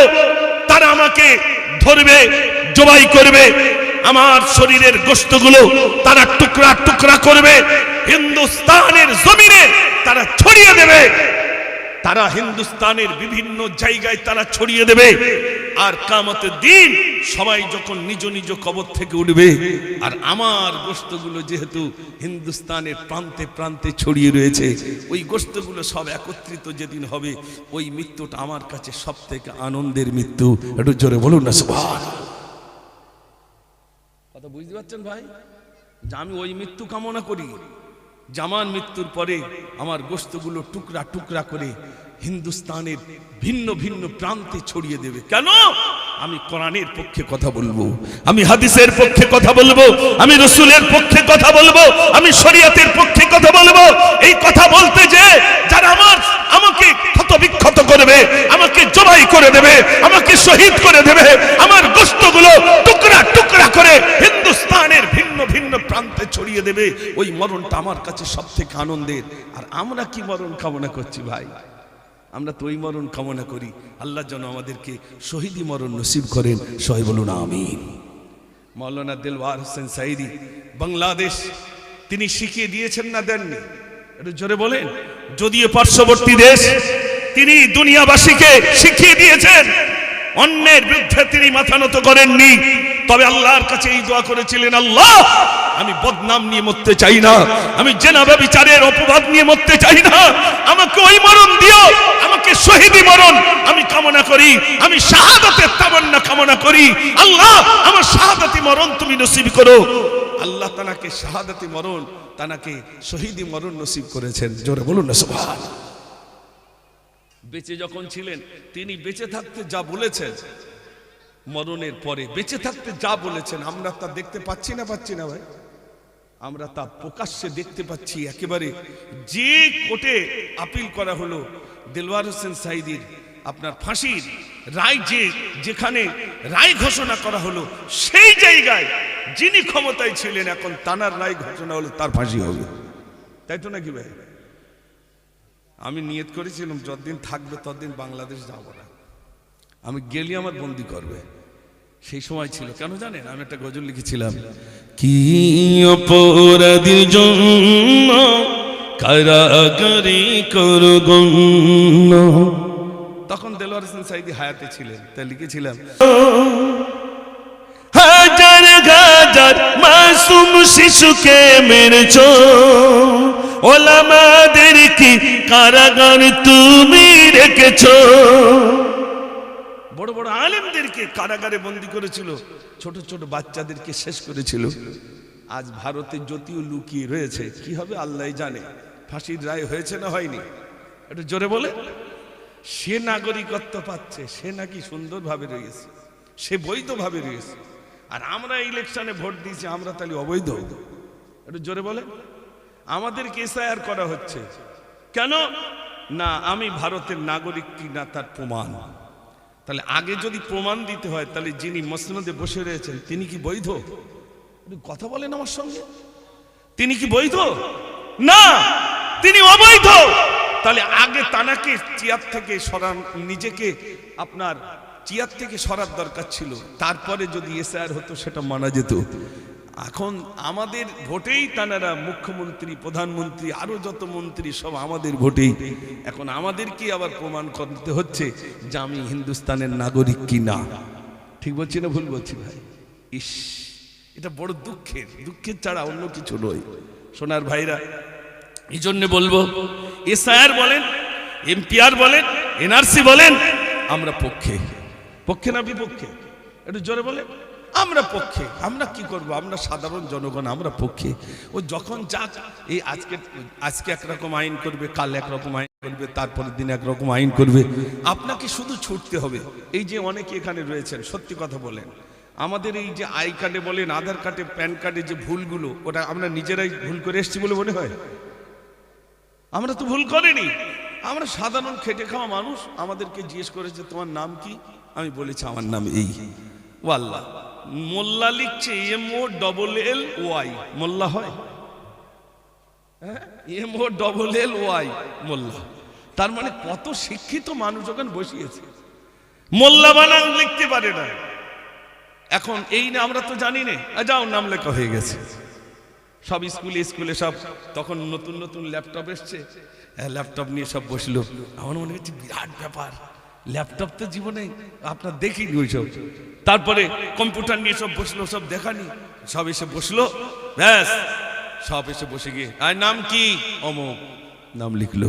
এবারে যখন কাটবার হচ্ছে, ও আল্লাহ, সেই মুজাফফর লিখতে গিয়ে 70 জায়গায় ভুল, মোল্লাই ভুল। ঠিক বলছি না ভুল বলছি? এখন বলুন, এই কাগজগুলো এখন সংশোধন করতে যে রাতের পর রাত আমাদের আপনার কষ্ট হচ্ছে না? হচ্ছে না? এখানে যাও, ওখানে যাও, ওখানে যাও, ওখানে যাও। তার মানে শিক্ষিত মানুষগুলো বসিয়েছে বলে আজ আমাদের ছুটতে হচ্ছে না? হচ্ছে না? শিক্ষিত বসিয়েছে, শিক্ষিত বসিয়েছে ময়দানে, যার কারণে আজ আমাদের সব কাগজে ভুল। অধিকাংশ মুসলমানের নামে ভুল আছে না নাই? আর ক্ষমতা আছে যদি নাম লিখতে বলে মুদ্দাসির, মুবাশির, তারপরে মুজাম্মিল, এসব বানান করতে গেলে দাঁত ভাঙবে না? ভাঙবে না? একটু জোরে বলে। আরে কোরআন শরীফের ইয়া আইয়ুহাল মুজাম্মিল, তো বাচ্চার ছেলের নাম যখন রাসূল করিম সাল্লাল্লাহু আলাইহি ওয়াসাল্লাম নামের সঙ্গে নাম রাখলো মুজাম্মিল, তখন মুজাম্মিল কি করে বানান করবে? মুদ্দাসির, মুবাশশির, তো বানান করবে কি করে? বানান করতে পারবে না। যার কারণে আমাদের নামের ভিতরে অনেক ভুল, যার কারণে অনেক দেখবেন মুসলমান ভাইরা সব নাম রাখছে অন্যরকম, যাতে করে কেউ না বুঝতে পারে, যাতে করে সুস্থভাবে অন্তত নামটা লিখতে পারে। এই জন্য আমার সোনার ভাইদের কাছে বলবো, যেখানে যারা আছি নাম সংশোধন আমাদের অনেকের হয়েছে, দলিল একরকম, বিভিন্ন রকম কাগজপত্রে বিভিন্ন রকম নামের ভুল, সে নামের ভুলগুলো আমাদের সংশোধন করতে হবে। আর যখনই আপনি কোনো কিছু দেবেন নিজের নামটা লিখে নেবেন, আপনার অ্যাড্রেসটা পুরো দেবেন, দিয়ে বলবেন এই আমার নাম, এই নামটা আপনি ওখানে দেখে দেখে লেখেন, তাহলেই সঠিক হবে। আর যদি মুখ দিয়ে বলেন সঠিক হবে না। একদম পুরোটাই লিখে নিয়ে দেখানো যে এই আমার নাম, আমার পূর্ণাঙ্গ অ্যাড্রেস, আপনি এটা লিখেন। প্রয়োজনে আপনি মোবাইলে পুরো একদম মোবাইলে নামটা কমপ্লিট করে নিয়ে তারপরে তানাকে দেখাবেন, বড় অক্ষরে দেখাবেন, কোনো জোড়ানি অক্ষর না, মানে তাড়াতাড়ি দেখবে তো তাড়াতাড়ি লিখবে, লিখতে যে ভুল করে বসবে। এই জন্যে আল্লাহ যেন আমাদেরকে সুমতি দান করেন, সবাই বলুন আমিন। আমার কথায় আলোচনায় কি ব্যথা পেয়েছেন? মাশাআল্লাহ। তাহলে আসেন, আমি যাওয়ার আগে একবার সালাতু সালাম পড়বো, আর ছোট্ট করে দুটি গজল আপনারা শুনতে চেয়েছেন, সেই দুটো একটা শুনিয়ে ভাইজানকে কেন্দ্র করে আর একবার শুনবেন, তো এটা বলেই ইনশাল্লাহ বিদায় হব। একবার তাকবীর জোরে দেন দেখি, নারে তাকবীর। একবার শুনেছেন মজা মানে পাননি, তার মানে আর একবার শুনবেন, আর একবার শুনবেন, যে ওইটা আর একবার শুনবো। ঠিক আছে, আর একবার শোনাবো। মাশাআল্লাহ। দেখি আর একবার যদি শুনতে চান আওয়াজ দেন জোরে, নারে তাকবীর। লাখো জনতা হৃদয়ের মনি, আব্বাস ভাইজান তুমি হীরার খনি। লাখো জনতা হৃদয়ের মনি, আব্বাস ভাইজান তুমি হীরার খনি। তুমি আছো বাংলার বীরের ঝঙ্কার, হাসি ভরা মুখ নিয়ে সবালে তাগার, কি জাদু মায়া দিয়ে জোড়ালে শুনি, আব্বাস ভাইজান তুমি হীরার খনি। লাখো জনতা হৃদয়ের মনি, আব্বাস ভাইজান তুমি হীরার খনি। লাখো জনতা হৃদয়ের মনি, আব্বাস ভাইজান তুমি হীরার খনি। তোমার পরিচয় বলনি তুমি, কাজ দিয়ে জনতা চিনছ তুমি, মায়া ভরা মন গুলো জিতছ তুমি, মায়া ভরা মন গুলো জিতছ তুমি, আব্বাস ভাইজান তুমি হীরার খনি। লাখো জনতা হৃদয়ের মনি, আব্বাস ভাইজান তুমি হীরার খনি। একবার আওয়াজ দেন নারে তাকবীর, নারে তাকবীর। আসুন সবাই মিলে একটু প্রাণ ভরে প্যারা নবীর শানে একটু সালাম পড়ে নিয়ে, ইয়া নবী সালাম।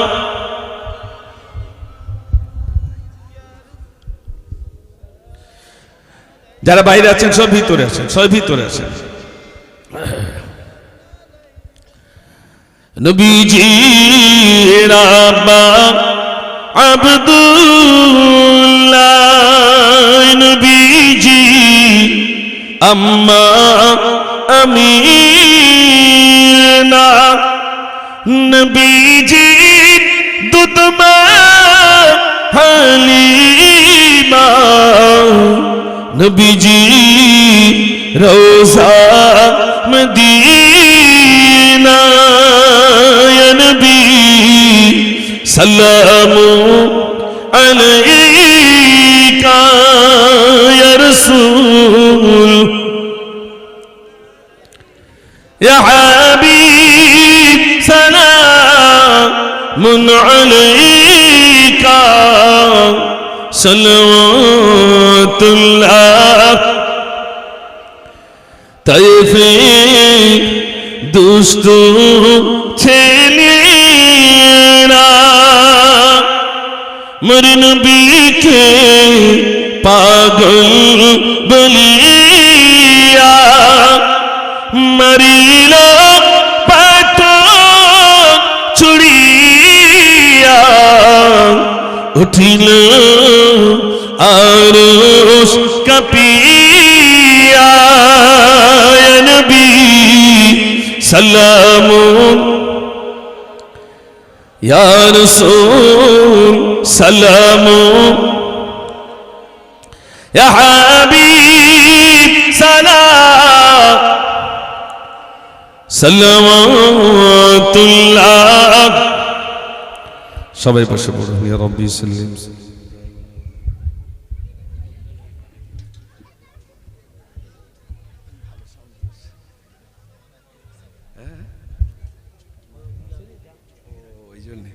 মাশাআল্লাহ হুজুর এসছে মাশাআল্লাহ, হ্যাঁ মাশাআল্লাহ। আমার পরেই আমাদের হুজুর কেবলা রয়েছেন, আলহামদুলিল্লাহ। খুব সুন্দর আলোচনা আপনারা শুনবেন। বিশেষ করে বিখ্যাত বসিরহাট আমিনিয়া মাদ্রাসা বহুদিন ধরে সেই শুরু থেকে নিয়ে আজও পর্যন্ত আলহামদুলিল্লাহ হুজুর খেদমত করছেন। বিশেষ করে আমাদের সকলে প্রাণপ্রিয় পানিগোপরা হাফসা হুজুর রহমাতুল্লাহ আলীর লাগতে জিগার কলিজার টুকরা সন্তান আমাদের পীরজাদা হুজুর, তিনি এসে গেছেন। একবার তাকবীর সবাই মিলে জোরে দেন, নারে তাকবীর, সবাই মিলে দেন নারে তাকবীর। আমি সকলের কাছে অনুরোধ করব, সবাই ভাইরা এই সুন্দর ইন্তজাম, সুন্দর মজমাকে আপনারা নষ্ট করবেন না, সবাই জমে বসুন। একবার দুরূদ শরীফ পড়েন, আল্লাহুম্মা সাল্লি আলা।